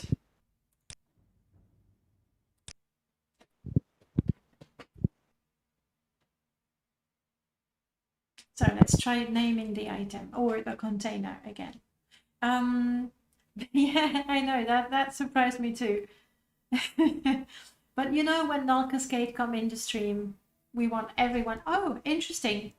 The chest that disappeared has been unscaled to 0. because we had set that global variable Mm-hmm. when you started up, So the now I object have was still 2. there. It was just scaled to 0 before. It was just so small we couldn't see it. Yeah. All right, so I've activated this one. I want to install it for use. It is installed. Now, hold the Alt key down and press L. L. Label as chest that crashed. Actually, we don't know that it's the chest that crashed. I'm gonna call this one ingots. Enter. Enter. Yes. This, oh my goodness, to older people like me, what I want, my perfect house in Morrowind, in fact maybe in life, is a house where there is a place for everything. That's what I want. I want, if I could label everything in my house, I think I would do it. I'm not going to do it because I don't want people to think that I'm crazy if they ever visit me. But in Morrowind, nobody is going to judge me. So this is great. can I, if I go Alt L again, I can go, you know what, finally. I'm gonna put my Change it, you logs can in there. use it. Oh, this is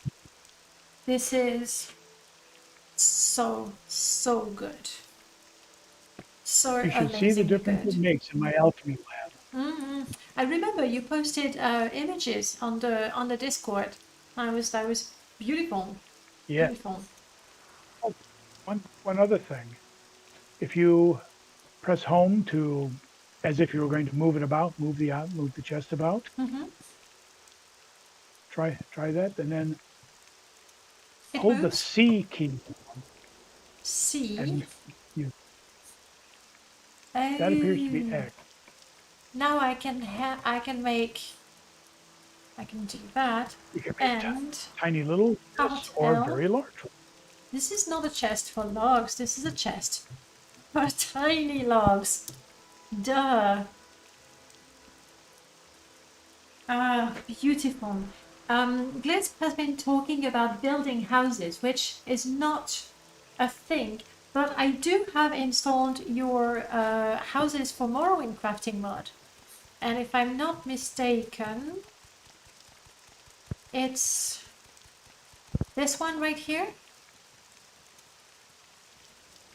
Yes, that is the Ivy Cottage.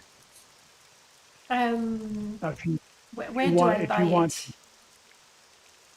that fellow is in Balmora. Not a problem, I know a shortcut. We call He that a walks around in shortcut. rather fancy clothing.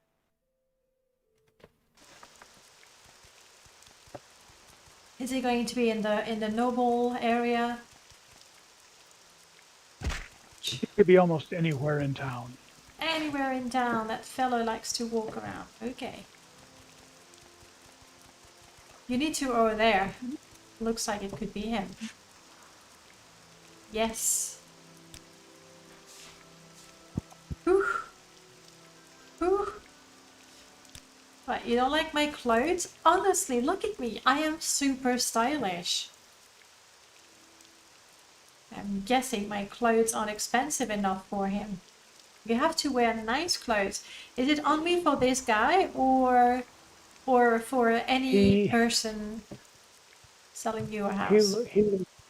He looks like he is dissatisfied with your probable, how to phrase it. Well, I don't look like I'm a Wardrobe, very rich person. That's what it Yes. is. That is actually a function of Morrowind that is not used very often.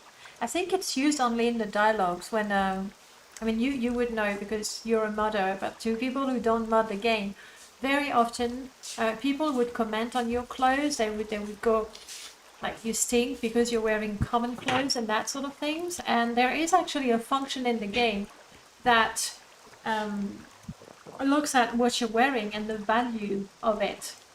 And so that's what you're using for this guy. Cheap man. I'm gonna get myself some exquisite, there we go, exquisite items. Like, check this out.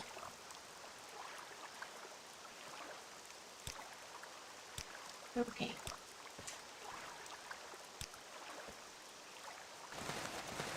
He doesn't look... Ooh, what? I don't know this item. Ooh! I don't know what that is. Is that Tamriel rebuilt?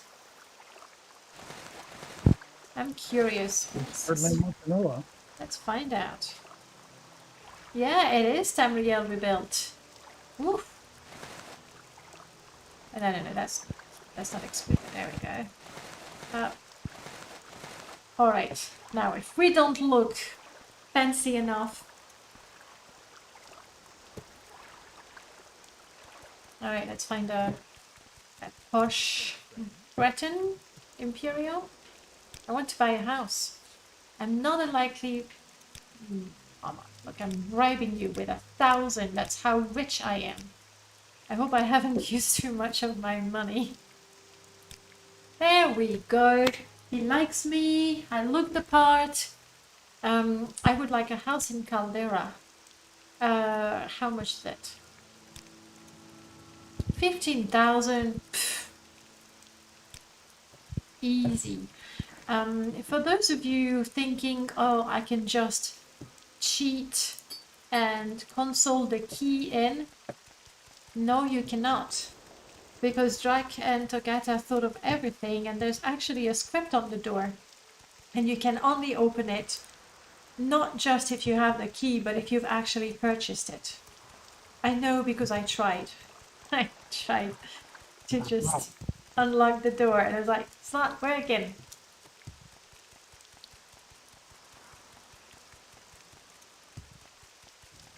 There was also something released that made it ignore the jewelry. I don't know, I think the jewelry is a big part of it.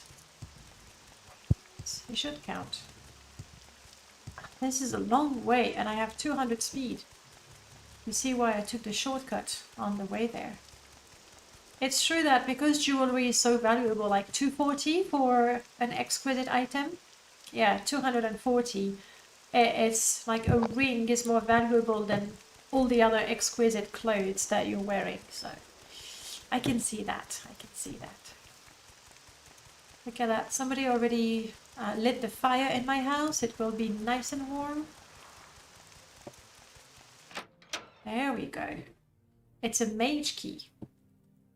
And so these houses are completely empty. And it is up to the player to furnish everything.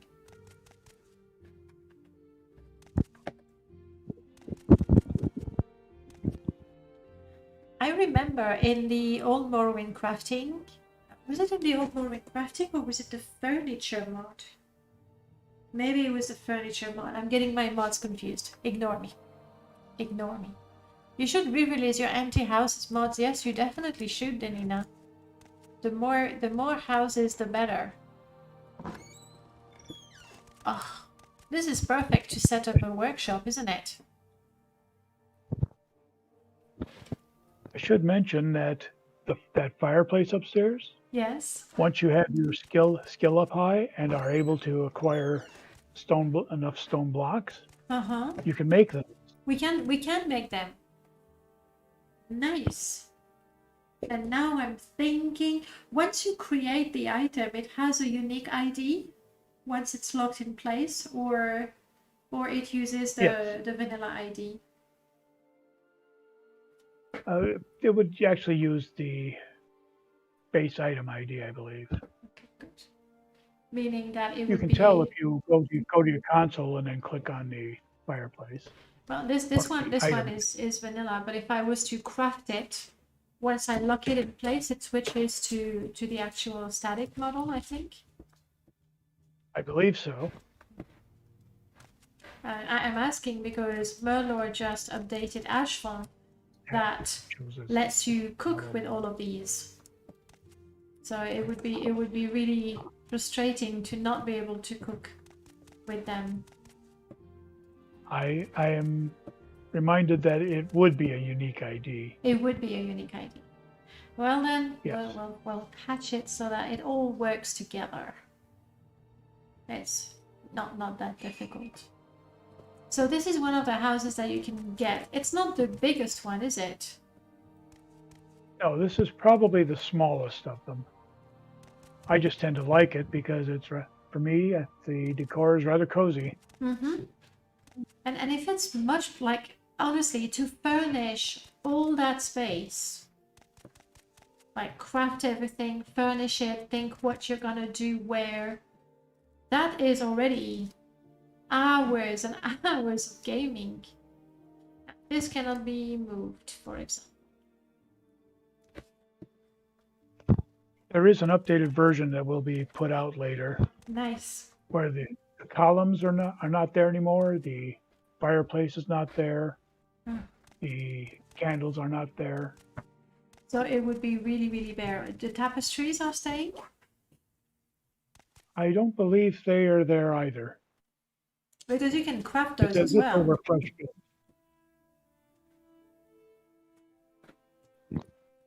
And yes, you can weave tapestries. That would that be with a sewing kit? That would be with the loom Okay. and very high skill. Well, yeah, that's Well, as or the complex nice as it tapestry. gets. I'm gonna go to, well, maybe the clothier here has a loom, just so that we can see all the things that we can do. All right, what have we not looked at? We haven't talked about cooking at all, I think. Cooking nor fletching. Mm-hmm.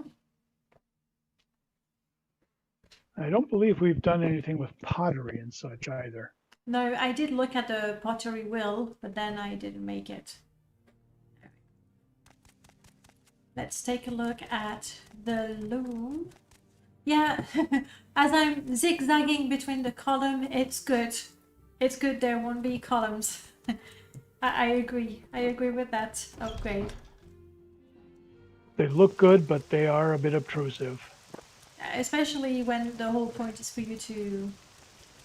I know that Millie has one, but, you know, God's having a party here. I don't know what that's all about. You're such a noob, you don't even have a loom. Disappointing, honestly. Let's go to Millie. The loom is something that I can also craft, I believe. Correct. Can I make an anvil as well? Yes. You can make number everything. of the I don't know kits. why I'm asking. You can make everything. Almost everything.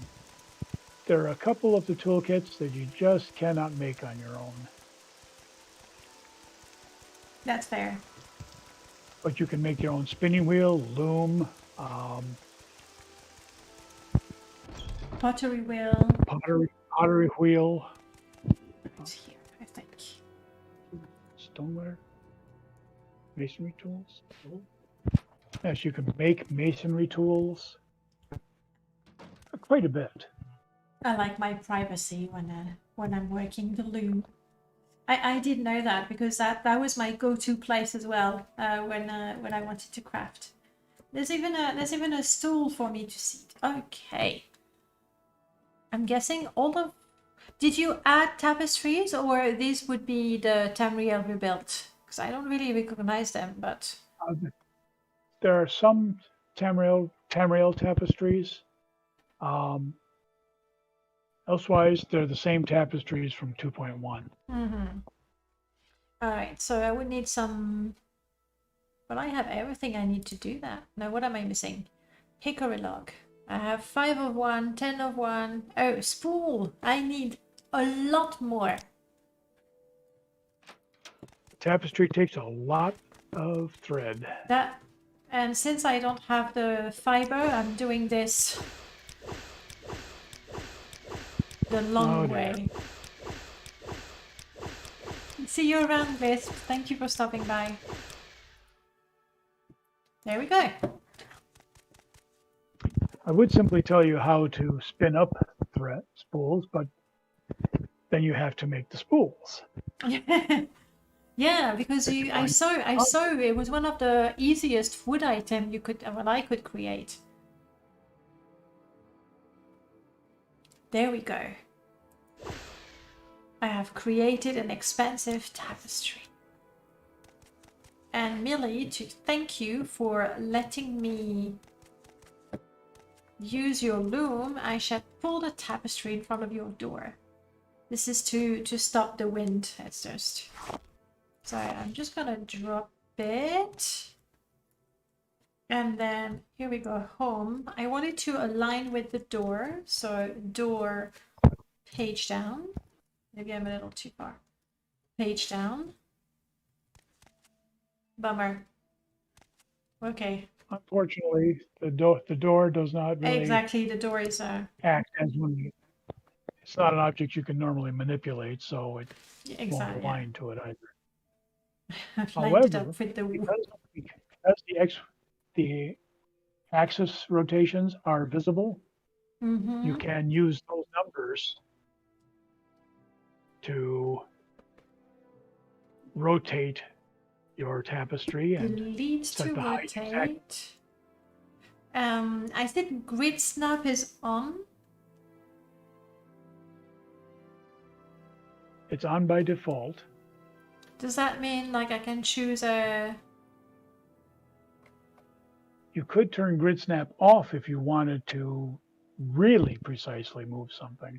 But as it is, I'm moving by increments of 1 with the mouse wheel. So that's quite precise. I can't imagine I would want it to be even more precise than that. You can get more precise though by changing precision. That's the page up key.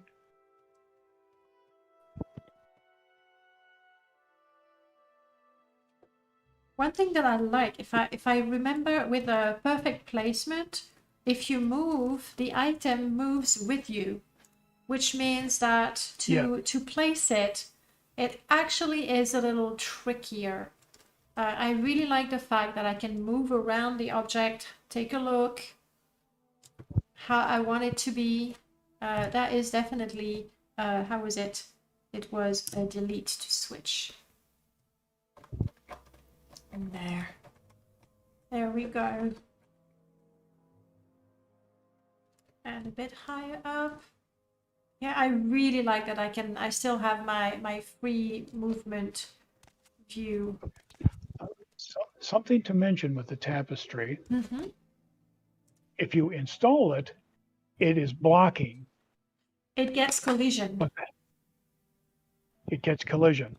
But if you simply lock it in place, technically it's still a miscellaneous object, and you can go right through it. Mm-hmm. Well, for now, I just want to make sure that there's no cold air coming under the door. So there it is. If I wanted to put it in position, E, and then exactly what we've done before. There we go. And if I want to remove it, oh, did I drop? No, there it is. Carpentry, uninstall, leave, activate, it's uninstalled. I'm gonna leave it like that. I see pots. Let's try pottery. So if I want to make pots, what's the first thing that I do? You'll want some clay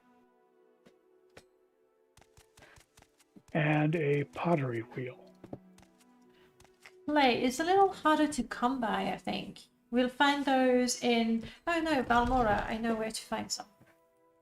I think there is some in the Odai River. Hopefully I'm remembering this right.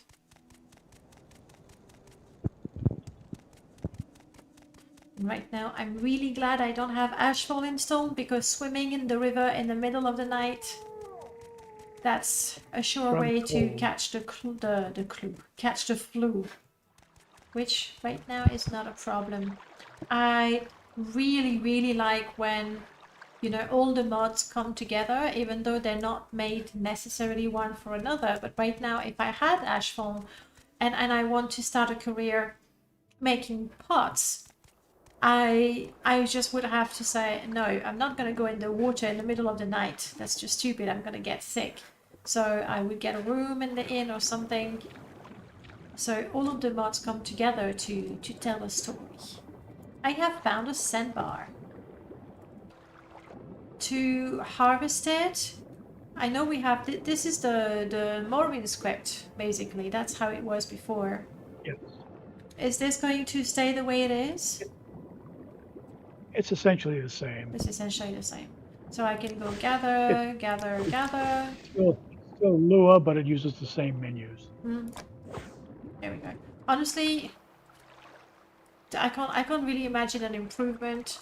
It's not like you would want to take a shovel to shovel under the water or something like that, so it's fine. So now I've harvested 20 units of sand, and this is fouled, and so I can't harvest any more from it. Does it Does it clean up over time, or that's it? I'll never get does. sand from it. It does clean up over time. It does. Good. How long do I have to wait? Each day, it will respawn one more unit, unless a full week goes by, in which case it completely cleans up. All right. So that's fine, really. Oh, I went too far. Sorry, Danina. This is the bridge. No, I'm stuck. Too big. Other way. Alright, I'll stop moving for a bit so you can tell me where I need to go from there. It's just a little further downstream, almost behind you. Oh, behind me, sorry. Because Danina is Yeah, telling me to you go know, forward. Alright, I'm right under the bridge. Balmora to my left, and the Odai Plateau to my right. Okay, straight ahead. Towards Balmora, or towards the Odai Plateau? Toward the Odai Plateau. Okay. I know there's a tiny bit of delay between, you know, what I'm saying and what you're seeing, so that makes these things always a bit complicated. Okay, a little bit. It's just about by the end of this small island that you're next to.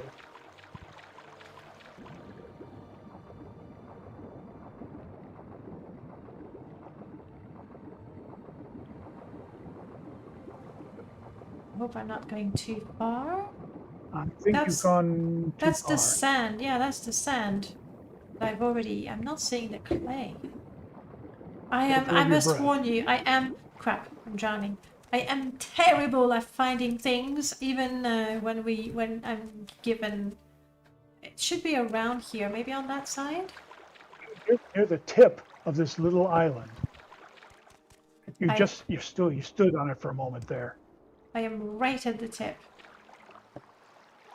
Okay, a little to your left. That's right. To your right.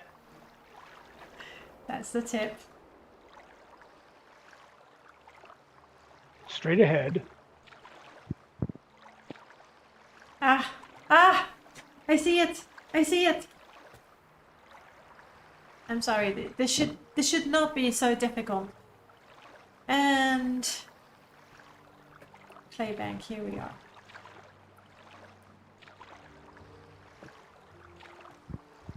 Fast gather.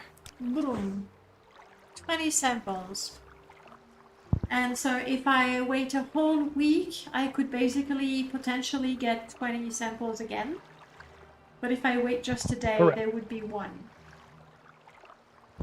And because you're in casual mode, you get 20 samples. Elsewise, you would start off getting like 1 or 2 at a time. And if you're careful, you can get a sample, then move on to the next one, and then come back later when your skill is higher and gather still more before the week is out. I see. What skill is it? That is crafting or So, sort of gathering. a general one. So mine hasn't improved because I'm in casual mode, which is fine right now. Okay. I have my clay, I have my sand. We now need to make a pottery wheel. That would be with a carpentry set. You could make it with the carpentry set, or you can find a pottery wheel in a couple of places. Vivek, I'm guessing. Vivek or Cedrith Mora. Cedrith Mora. There's a person that has a pottery wheel in Cedrith Mora, or you can go to the Pottery Guild in Vivek. The Pottery Guild, that's the one I thought of. Now, chat, here's a little quiz for you. Who in Cedrith Mora is likely to have a pottery wheel? Danina, you cannot play, because you know the game too well. I want to look by around the the slave market.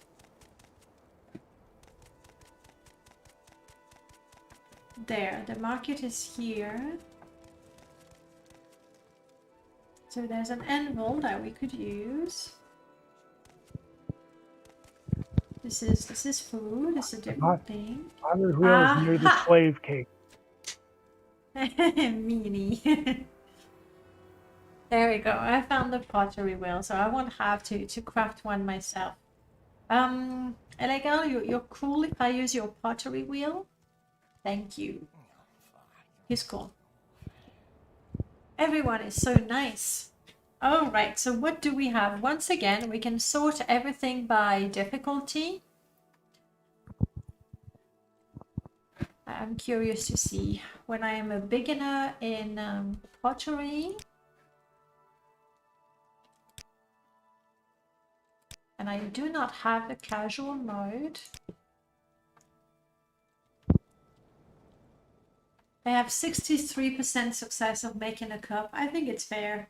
It's really quite fair. Ah, there's a crucible.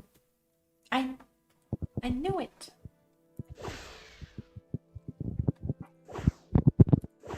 No, don't fail. Oh, okay, wow. From the cup to the goblet. I went from 63 to 0.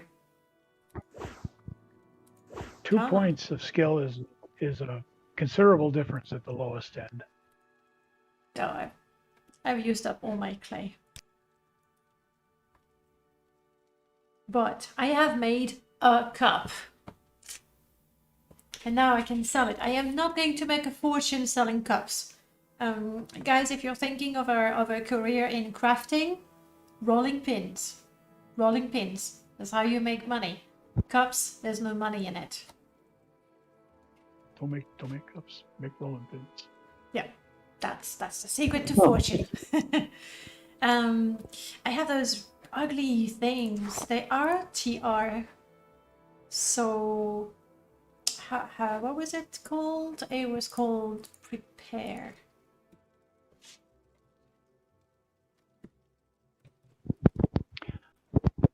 Huh.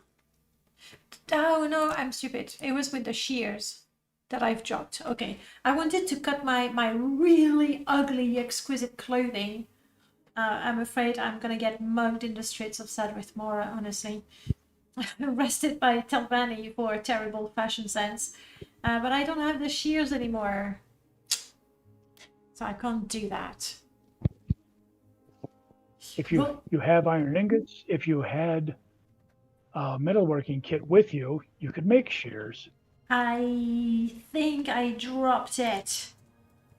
Because it was all so heavy. I've left it in Caldera. Bummer.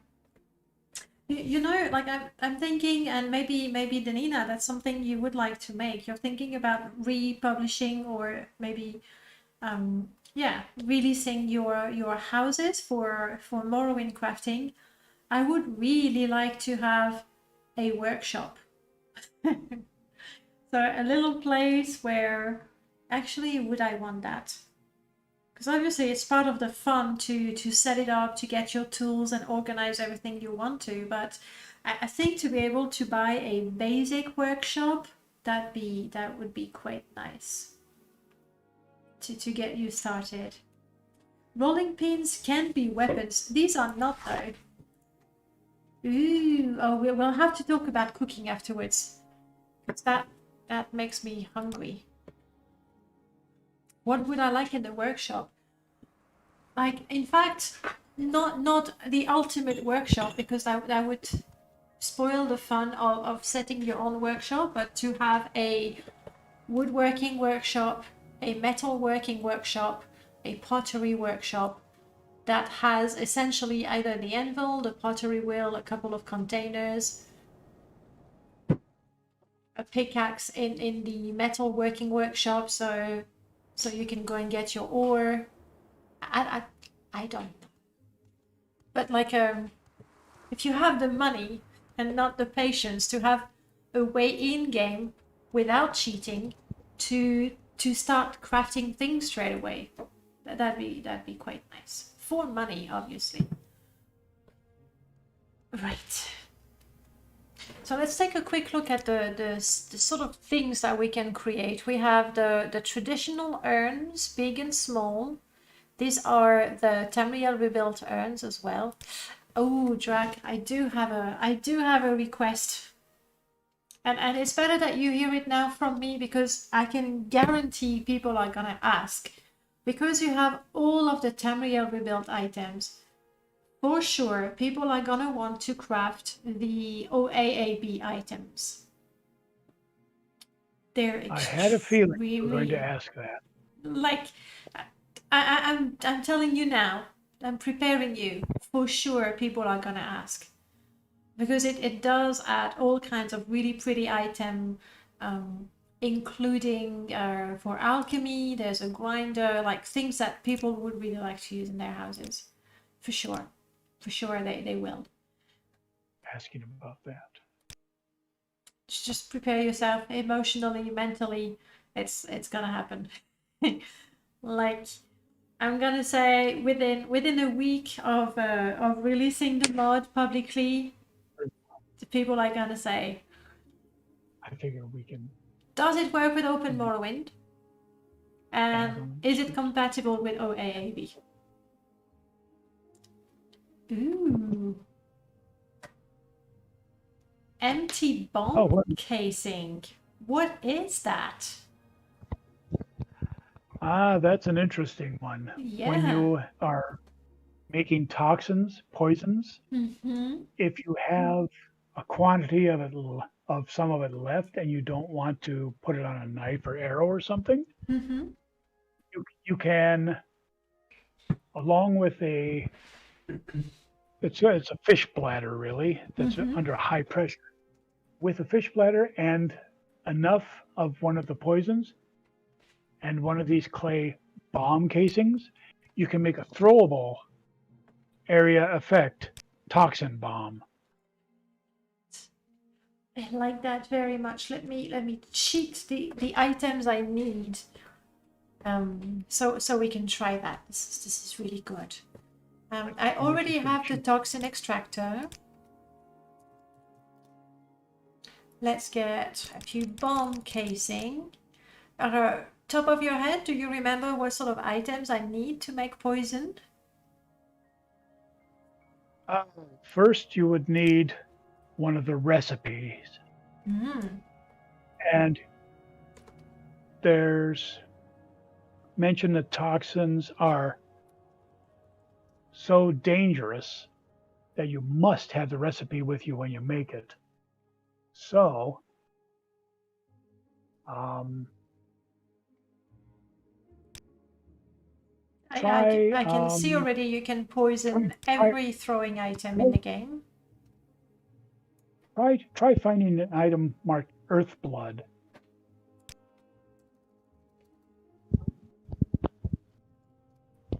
Earth Blood, yep.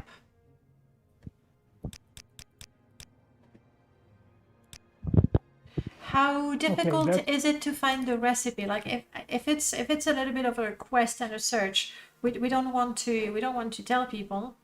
Valuable. It's something of a search. You usually happen across them in a few places. It's also unlikely but possible to find them as miscellaneous loot.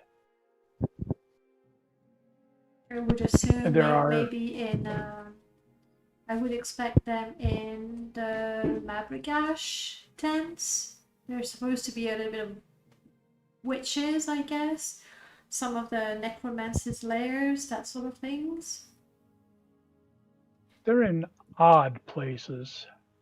It might be possible to find one, say, in a Dreamer ruin, or in a crate in a smuggler's lair. Maybe hidden, maybe a scrap of paper that's been tossed to the side in a library. Okay, so really odd places. I like that it rewards the people that look around. It rewards curiosity. I like that. And I did not notice, oh my god, like 7th Monday is saying this mod is deeper than it looks. It's for sure. You go, oh, you can craft stuff. Like, it's more than that. It's really, really elaborate. But I realized just now, a while ago, we made some spools so that we could make a tapestry. And then we created a tapestry, and I have my empty spools left.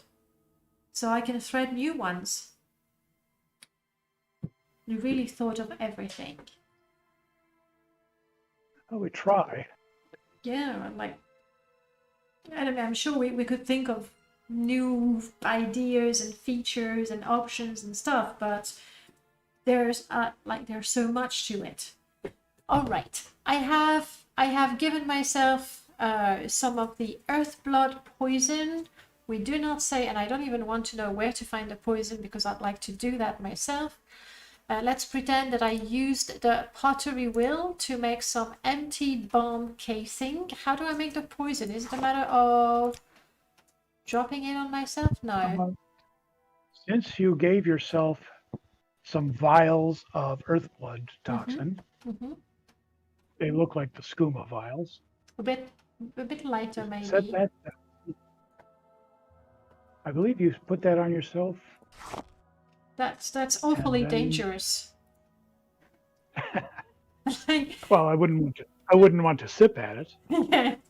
But I've actually with Greatness 7 poison mod, you actually make poison, and the way you poison your weapon is you hold Control or Shift or Alt, I never know, or M.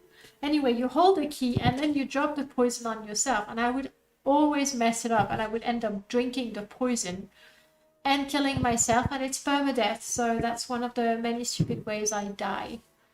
Fortunately, not with your poison. Your poisons are safe to handle. Somewhat. Now you can make your bomb casing. You can make up to. It takes 10 doses to fill the poison casing. I see.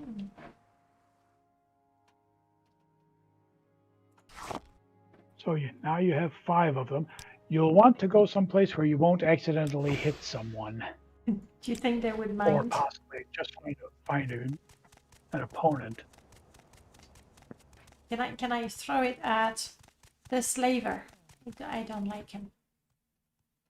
If you like, but everybody will be after you. They will mind, I realize. Okay, so my earth bombs are now marksman items. I'm guessing because that's that's how marksman is. Because it's a marksman item, my chance of success is going to be based on my marksman skill. Yes. However, the radius is quite large, so even if I don't actually hit my target, they should get some of the blast.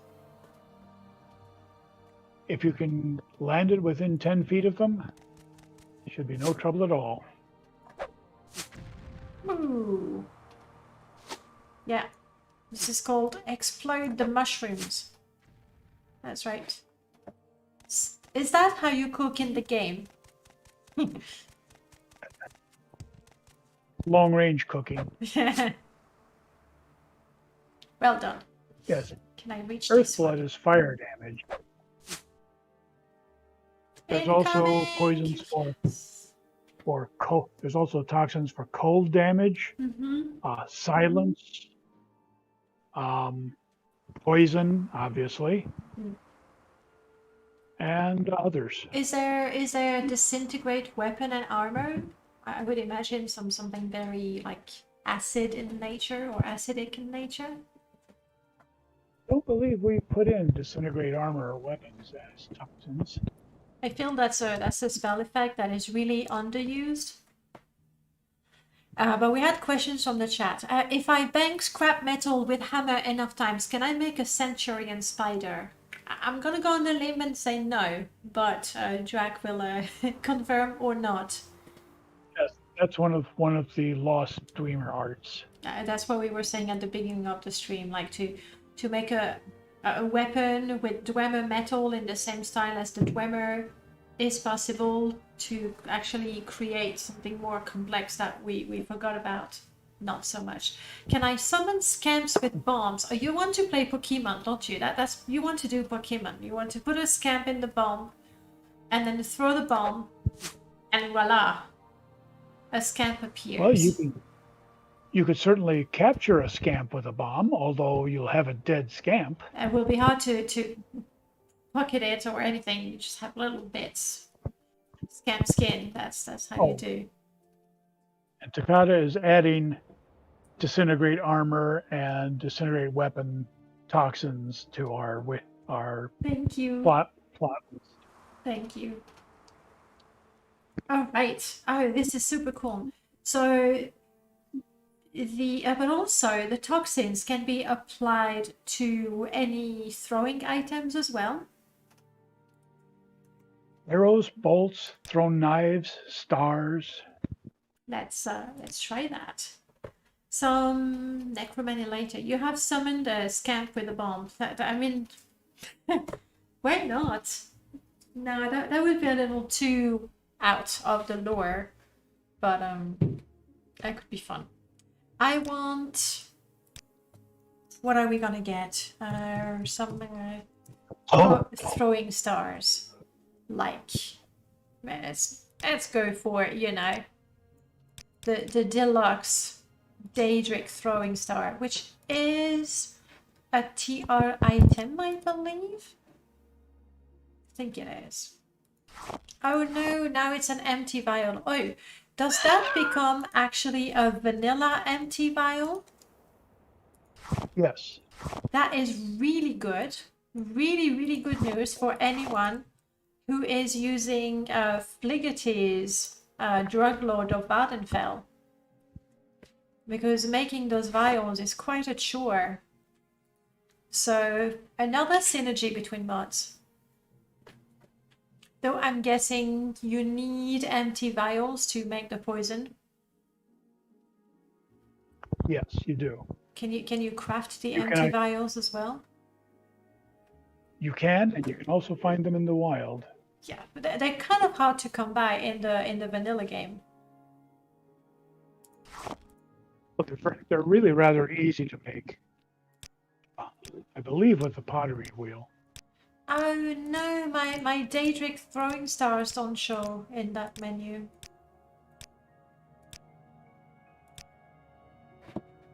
They don't. I don't think that the alpha has the Daedric items in the toxins. But it is a Daedric. It is a Tamriel rebuilt item.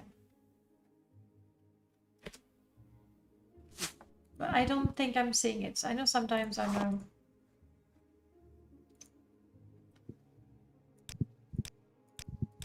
But it really says that I have nothing that works. Okay. It's my fault. I was like, oh, if I'm gonna cheat and give myself some throwing items, I might as well go for the really, really fancy ones. Let's go for some steel throwing stars. Or even chitin. Any of those should work quite well. Iron throwing knife is also... but anyway, kiting throwing stars. Come on.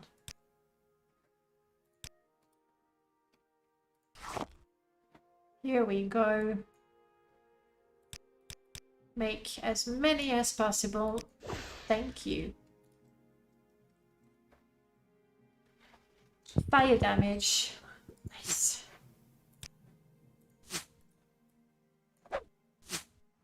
Though, yes, making poison item is quite an involved process. Finding the recipes.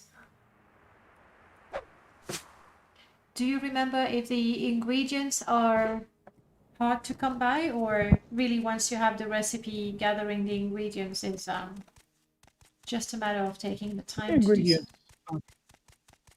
The ingredients are fairly ordinary.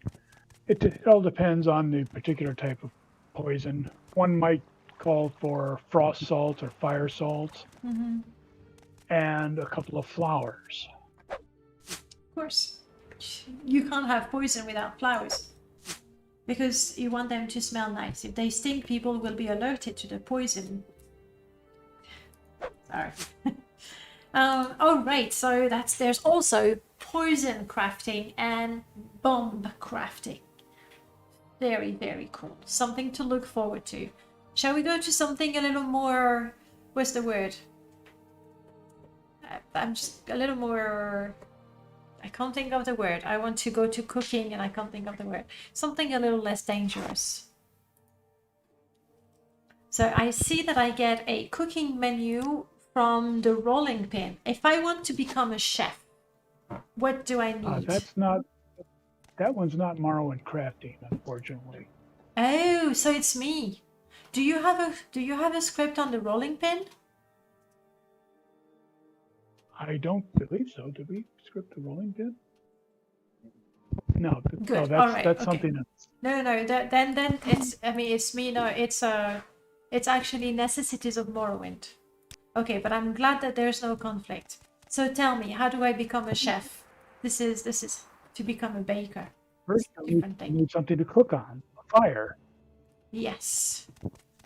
Well, And for I mean, that, you'll need a flint and tinder kit. makes sense. Ashfall now has a flint and tinder kit, so there's something to consider for compatibility. What about candles and lanterns? Can we craft something glowing? Yes, Seventh Monday we can. Huge numbers of different lights. I've seen it. I've seen it somewhere. Was it the crafting tool? Where is my regular? Some of them are glass based.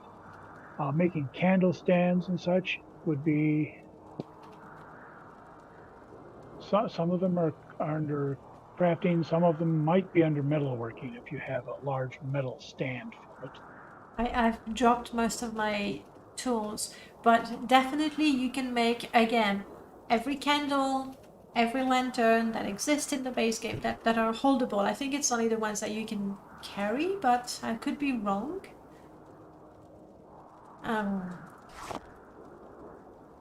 Some of them can be. Yeah, they can be done. Even the iron, even the floor stand candelabras can be carried. So all of them. it looks a little silly. And I was curious about the poison. So here we have them: murk, void salt, scamskin, empty vial. That's the recipe for stilt. But I don't know the recipe. Does it show? Yes. I need to have the document recipe for blah blah blah plus the ingredients. How did you come up with those names? Did you mix consonant and vowels and see what happened? Mostly, we simply made them up, trying to make them sound as close to Morrowind type naming conventions as reasonable. That's how it sounds. All right. That was poison. So we can make candles. For now, I want to cook, and I need a flint and steel. That's what we're going to look for. While I'm cheating ingredients in my inventory, anything else I need to get?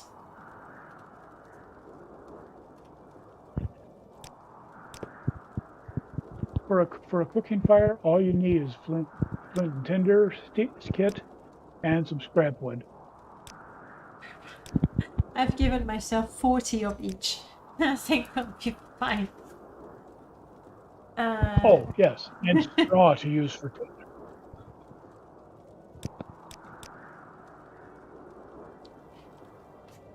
Wood, please. No, it's in two letters. 2 words. Scrap log. Here we go.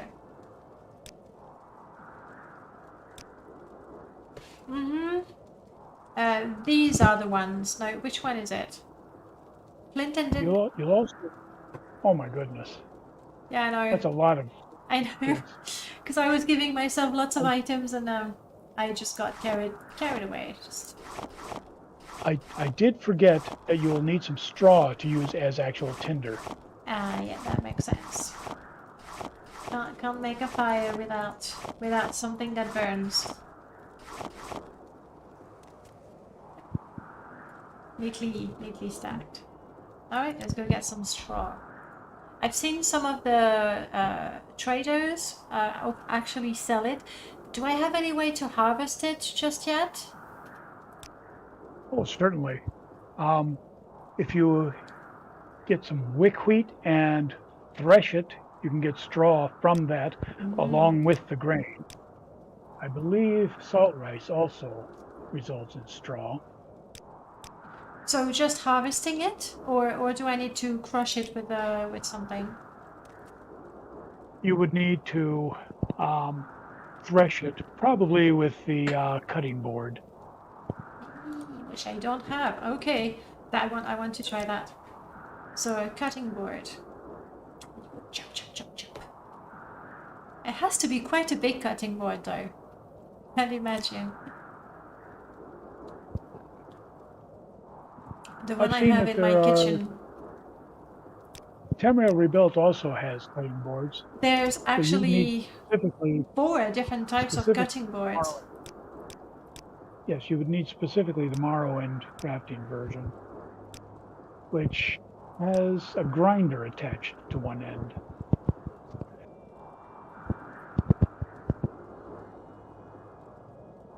Yeah, I've given myself plenty of them again. So this one, nah, too basic. This one, too basic. That's it. That's the one with a little grinder attached indeed. Yes, the one that has a grinder on the end. Ooh, and I can actually activate it, and I get all of my recipes here.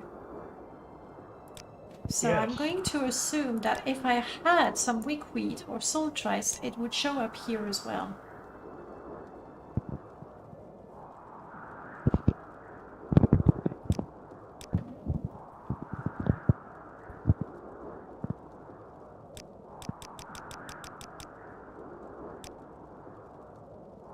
Oh, nice fuzzy.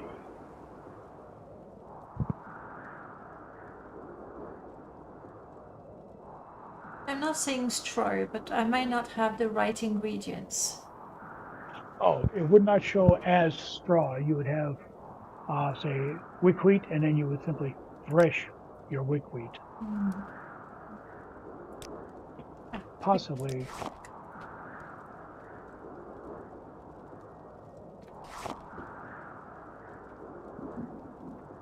So I do have, where is it? I know I gave myself some wheat. There we go. I took salt rice. Is that okay? That should be fine. And I eat it? No, I don't eat it.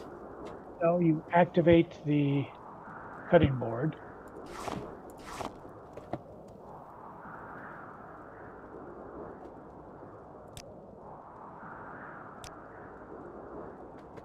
Which I did. Thresh weak wheat. There we go. Thresh meadow rye. Meadow rye is another one. Ooh, wow. Chance of success is 0. What do I need to do to be able to do that successfully? Your cooking skill is not. Your Yes. cooking skill is not enough. So what is the So- easiest thing I can do to improve my cooking skill? What's the easiest thing to make? I would think that thrashing is quite easy. I would suggest giving yourself a bunch of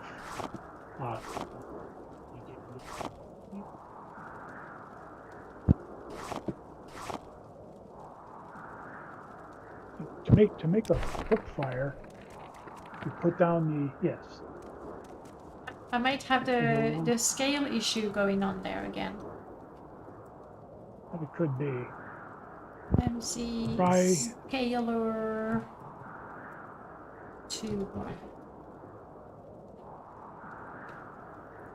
Fortunately, I have many.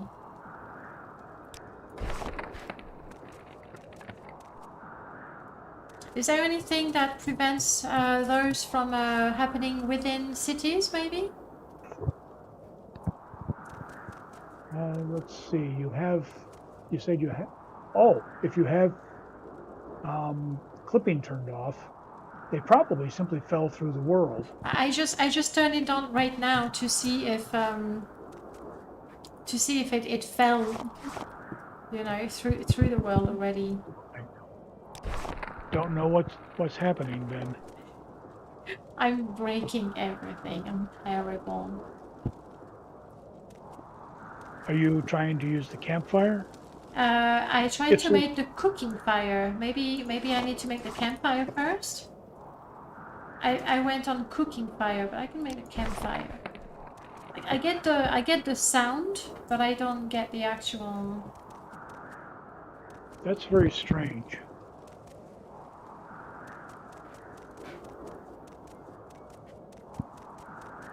Can't cook.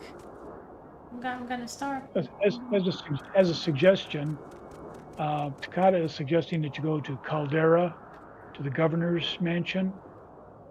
There's a cook fire downstairs. Let's do that. I did the set scaler to 1 already. Yes, that doesn't seem to be the issue. No. Oh, great. And the weather is much better here, so as far as I'm concerned, that's a win.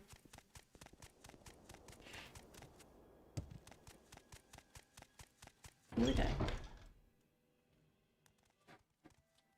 Suspense. I have no idea which way the kitchen is, and the lovely fire. Left rear of the place.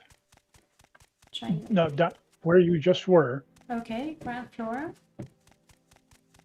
No, downstairs. Let's see. I'm already.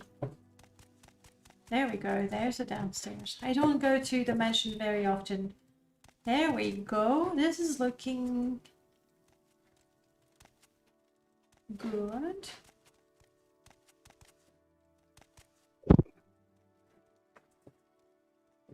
Well, that should be a working cook fire. There's a small cook fire right there. There in the fireplace. So we'll activate that.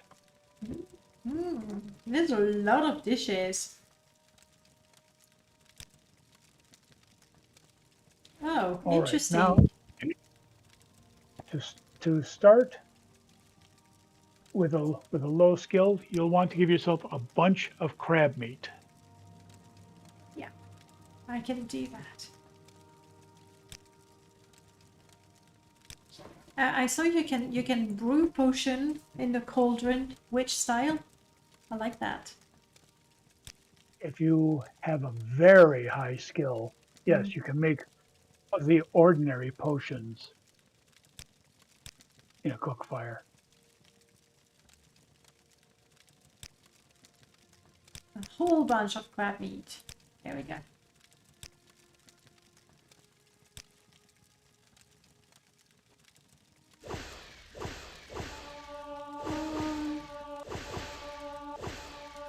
Steamed crab meat is a very easy one. Steamed or nada, that would be Tamriel rebuilt ingredient. Rump Yes. roast. It actually sounds. Braised rat cutlets. Does that sound very delicious? I guess if we have to have rat meat, that's probably the better way to enjoy it. Yes, the lore says it's a very strongly flavored meat that's not particularly palatable unless you use a lot of spices with it. Yeah. However, this one is just rat meat. It's a basic, a more basic recipe.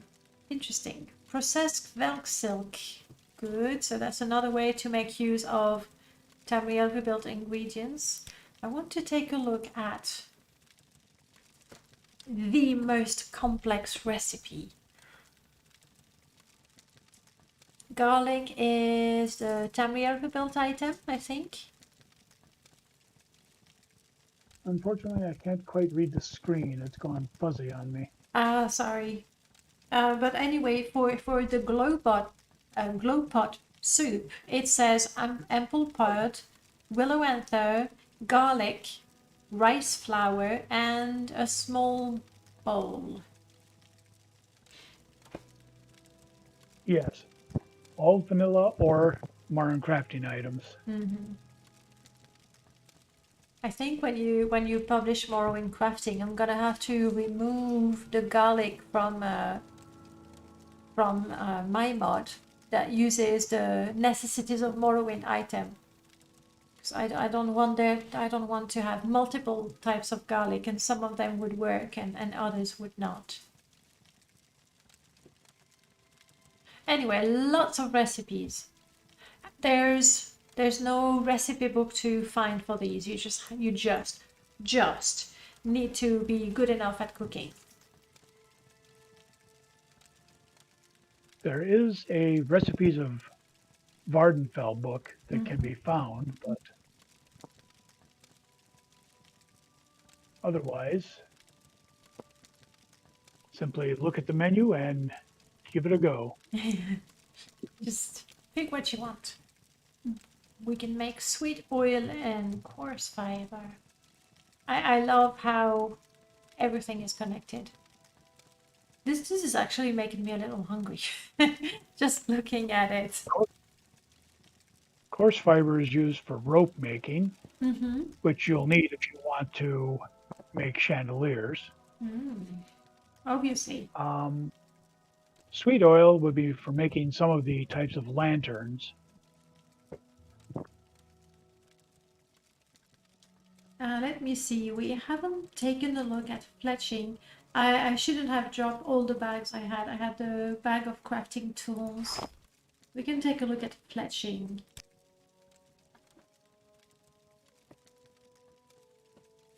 So to make basic arrows, we need logs, cork bulb because it's cork bulb arrow, and then razor plumes. That's pretty much expected for that recipe.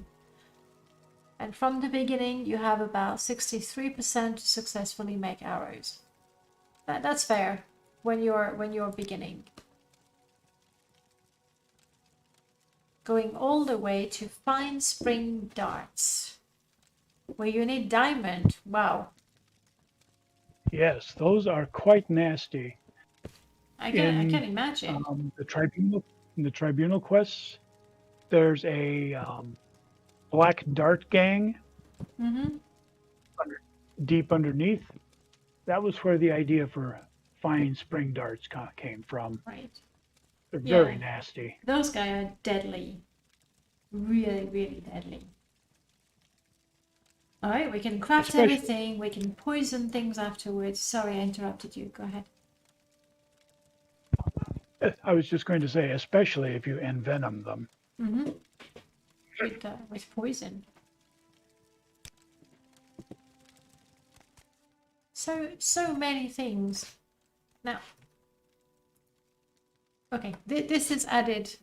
Oh, she's supposed to be a trainer, but that is for later. Yeah, she's a 2.1 trainer. So So she her would strength- increase my skill, my global skill, but not my Lua skill. Correct. So trainers, that would be for later versions. Yeah, it looks like I'm guessing before release, a lot of the work is going to be to go. All right, that script is redundant. That script is still relevant. That script is relevant, but we need to do something with it. Not a lot of fun. And there are a few Tamriel rebuilt items have been marked as deprecated, Mm-hmm. so we have to hunt to find those. I think Make sure though, that because deprecated is the name of the item, it would actually show here. Where did I see them? I know I sent you some IDs when I tested a while ago. Did a couple of swords, I think, and I could see them reasonably quickly just opening the smithing menu. I think it was smithing. But yes, hunting Yes, down if they were swords, items. it would certainly be smithing.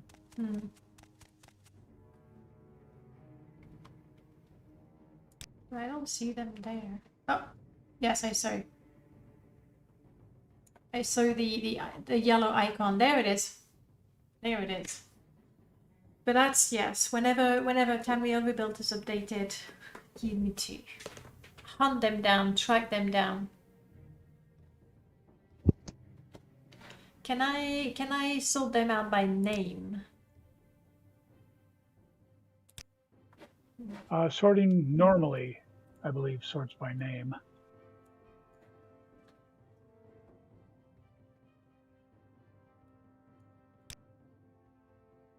There's only one, apparently.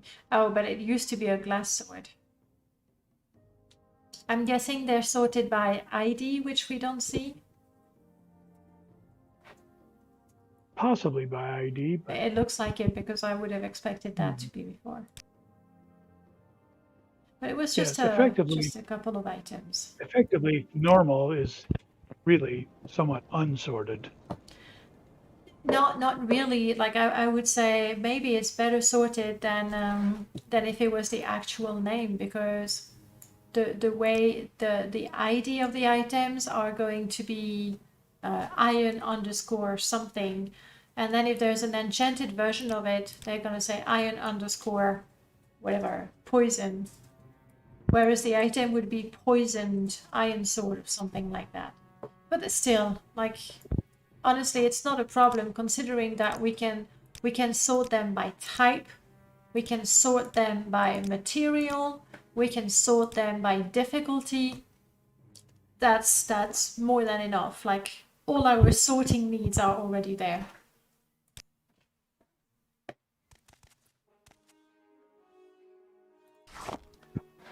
We didn't really bother too much with sorting, because finding something by partially typing in the name or Exactly. types, it just didn't seem terribly needful. 200% agree. That's really enough. Taking a quick look at what we can make with the masonry kit. Oh, there it is. We need stone, we need clay, lots of stone. That makes sense. And the difficulty is quite high. Though the most difficult item to craft, wow, a large indoor platform. You're gonna need a large house for this one, but you can really decorate. Oh my goodness, a stone planter, an altar, your own museum display. I should mention that the planters come with seeds too. Okay, now I want, you can even plant things. Okay, so like the fancy stone planter, I need 2 tall stone squares. I'm gonna make one. The people of Caldera will thank me for making their city beautiful. I love this mod. It would be so hard to showcase the mod without it. Oh, that's certainly pleasant to hear. What are they called again? Stone something? Large stone. I think this 5 is no. large fancy planter. Although you might try just planter, and that would give you a Yeah, list, I was would going think. to craft it, but I don't need to. I would just go on and have the cheat. Large round planter. Let's go with this one. Crap, I've given myself 51 of those. I am so absent-minded, it is so bad.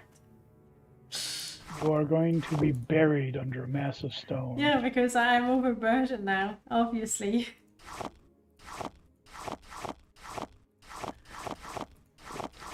I can carry quite a lot, but not that much. Is one of the items that I can craft I don't know, something to just destroy items? Oops. We have a very small mod that we call Ancestor Companion. Uh-huh. So a summoned ancestor ghost, you can then treat them as a companion, just give them whatever you want, and when they go away, so it is what you gave them. Yeah, because basically every time you summon it, it's actually a new ghost. Yes, I tend to keep one as a constant effect item so that I can just put it on, give them what I want to get rid of, take it off, it's gone. That's actually a nice item to dispose of other items. There was, I mean, it's still around. I don't remember the name. Can I move now? I can move! Sorry, people of Caldera. There was a mod with a ring where you would summon a trader, and because every time you summoned her, she was a new one, she didn't have your items anymore. That was pretty cool. Alright, I have made a large round planter. I want to install it for use, I'm guessing. Install it, and Flower menu. I love that. Let's have some stone golden sledge. I can choose the seeds that I want. yes.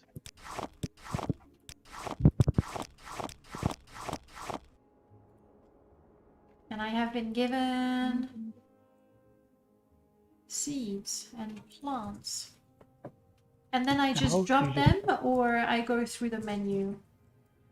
But you put them on the planter where you want them. All right, then I just go and place the plants. And I can lock them in place as well. As if we were not going to spend enough time placing our furniture and our books.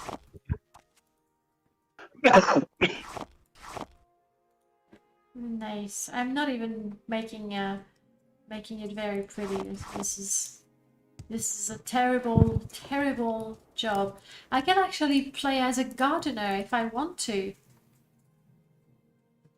Or an alchemist that grows her own ingredients. Because of course, install. Oh crap, I crashed it. Damn it. But once I've installed the plant, I can harvest them like any regular plant. Exactly. Nice.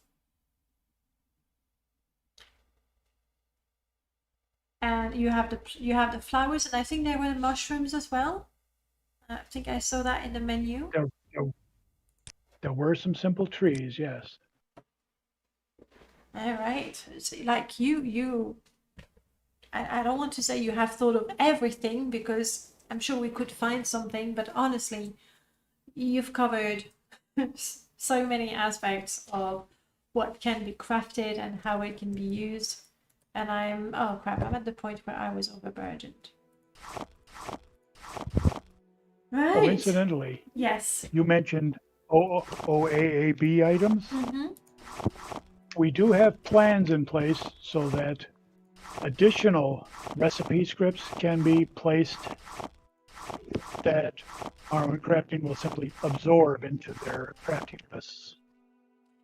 So we would simply release. Would that be like an interrupt sort of thing where people can add items and recipes? Yes.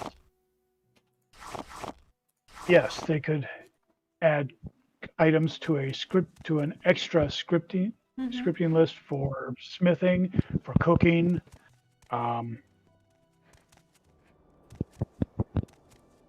really any number of things.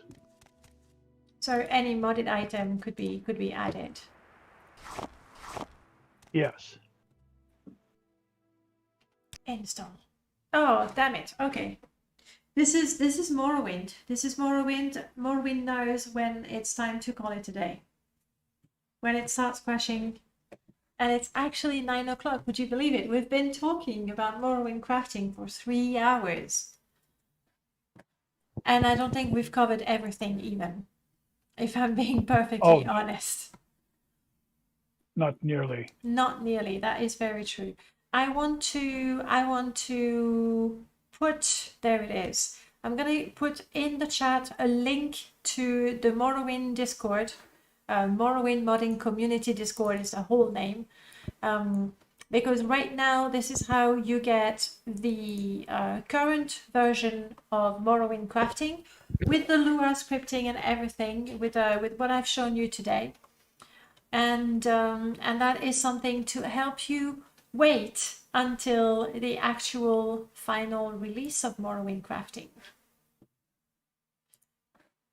And hopefully future versions later on. definitely.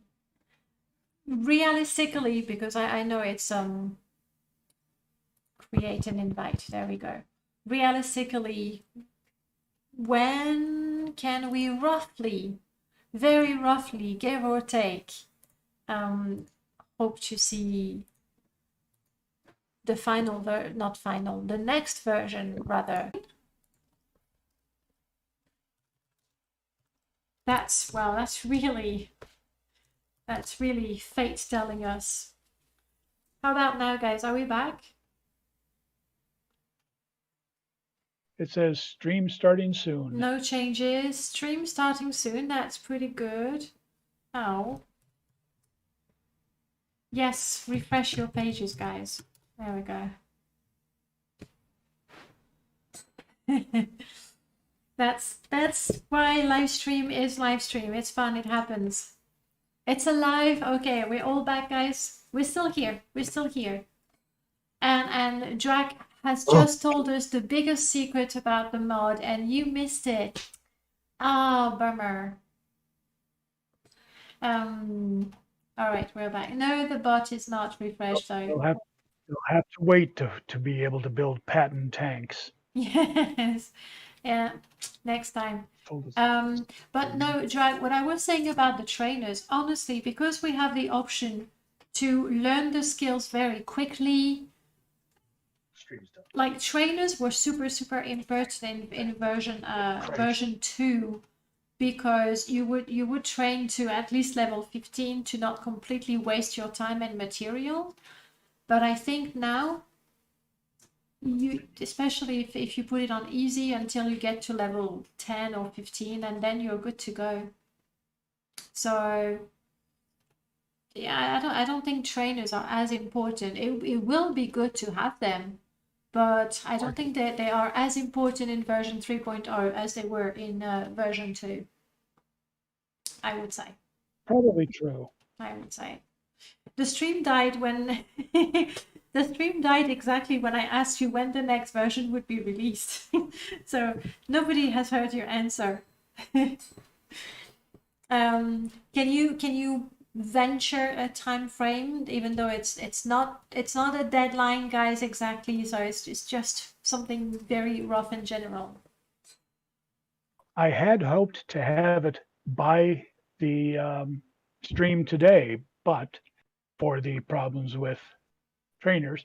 Elsewise, we will be merging all the little ESPs and back into the main one soon. I'd say at most a week or two. There you have it. The casual yesterday case. Nah, in a couple of weeks. Not to mention that the existing version already has most of everything. And the trainers, I would just not have them for now. They're not as important, I feel. But that might be just me.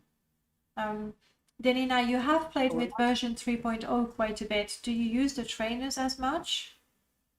Oh, but you might be cranking up the difficulty quite high from the beginning. That might be what's happening.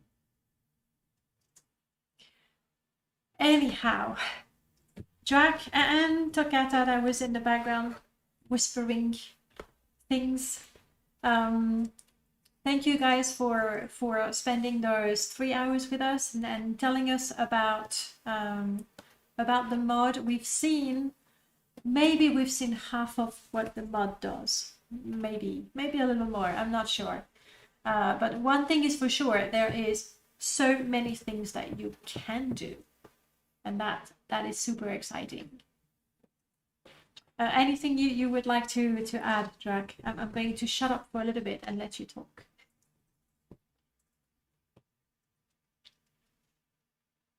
Only that there really are a number of ideas on the drawing board for future versions as well. And there are a large list of future mods, some of which add on top of Morrowind Crafting. Mm-hmm. Well, So we'll once there probably is be a busy for a few framework, years.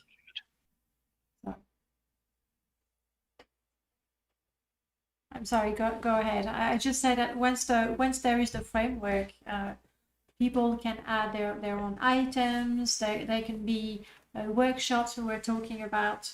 A whole bunch of mods could be made with or for Morrowind Crafting. It's true.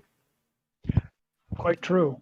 Once we get the extendable API for Morrowind Crafting, people can add items from any mod they want and post their own add-on lists. That's cool.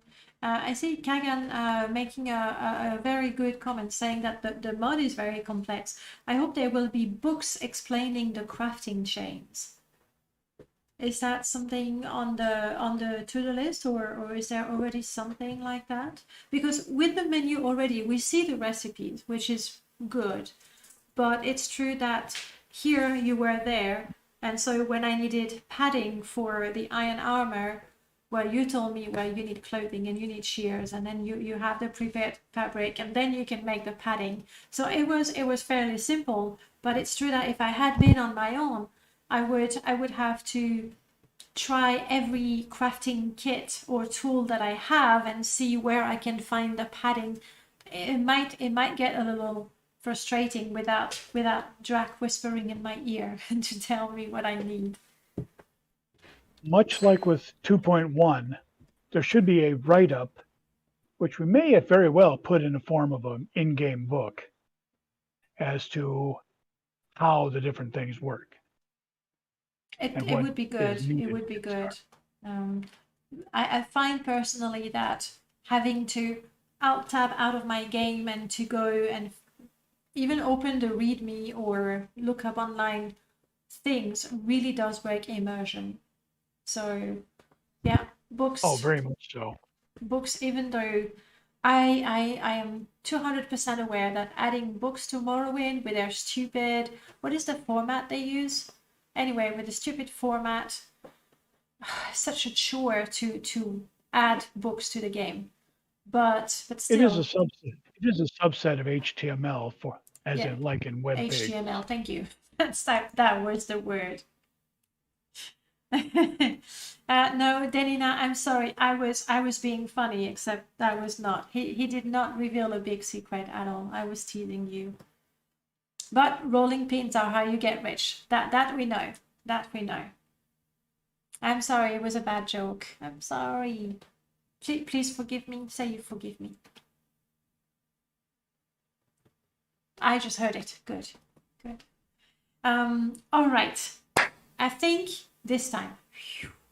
I think we have good joke, yeah. We have the important information. You've seen some of the things that we can craft in the game. You're starting to have an idea of how immersive and realistic it is, how you can you actually have a game within the game. If you want to furnish your whole house, you can actually make a living crafting things if that's what you want to do.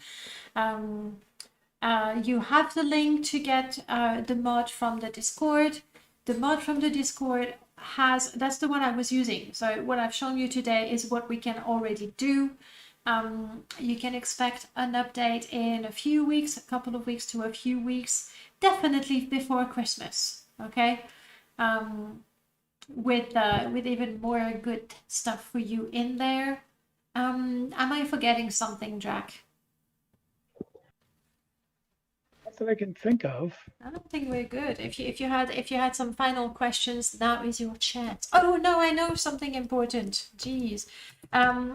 Both Drac and Toccata answered questions for a written interview, and you can find that. Yeah, I really need to update what the bot is saying, but the link is good. You can find the interview both from Drac and Toccata on my blog. The questions are a little bit different from what we talked about today. Today was exclusively about Morrowind crafting, but if you want to know more about those modders, go ahead and read the blog. I think that's everything this time. Everybody, thank you so much for your time and for talking about Morrowind and Morrowind Crafting in particular. Drac, thank you so much. Really appreciate you taking the time to talk to us. You're quite welcome. Rather enjoyed it. Looking forward to talking to you for version 4.0 next year. We don't know when. We can hope. We can hope, but definitely you're welcome anytime. It was a blast. Thank you so much. Have a good night, good afternoon, good morning. I don't know what time it is for you, but I will see you on Thursday. And Thursday, I think we will be doing the Indiana Jones challenge. And next week, give me a second. Let me tell you who is the guest next week. I think I want to tell you something stupid. Yes.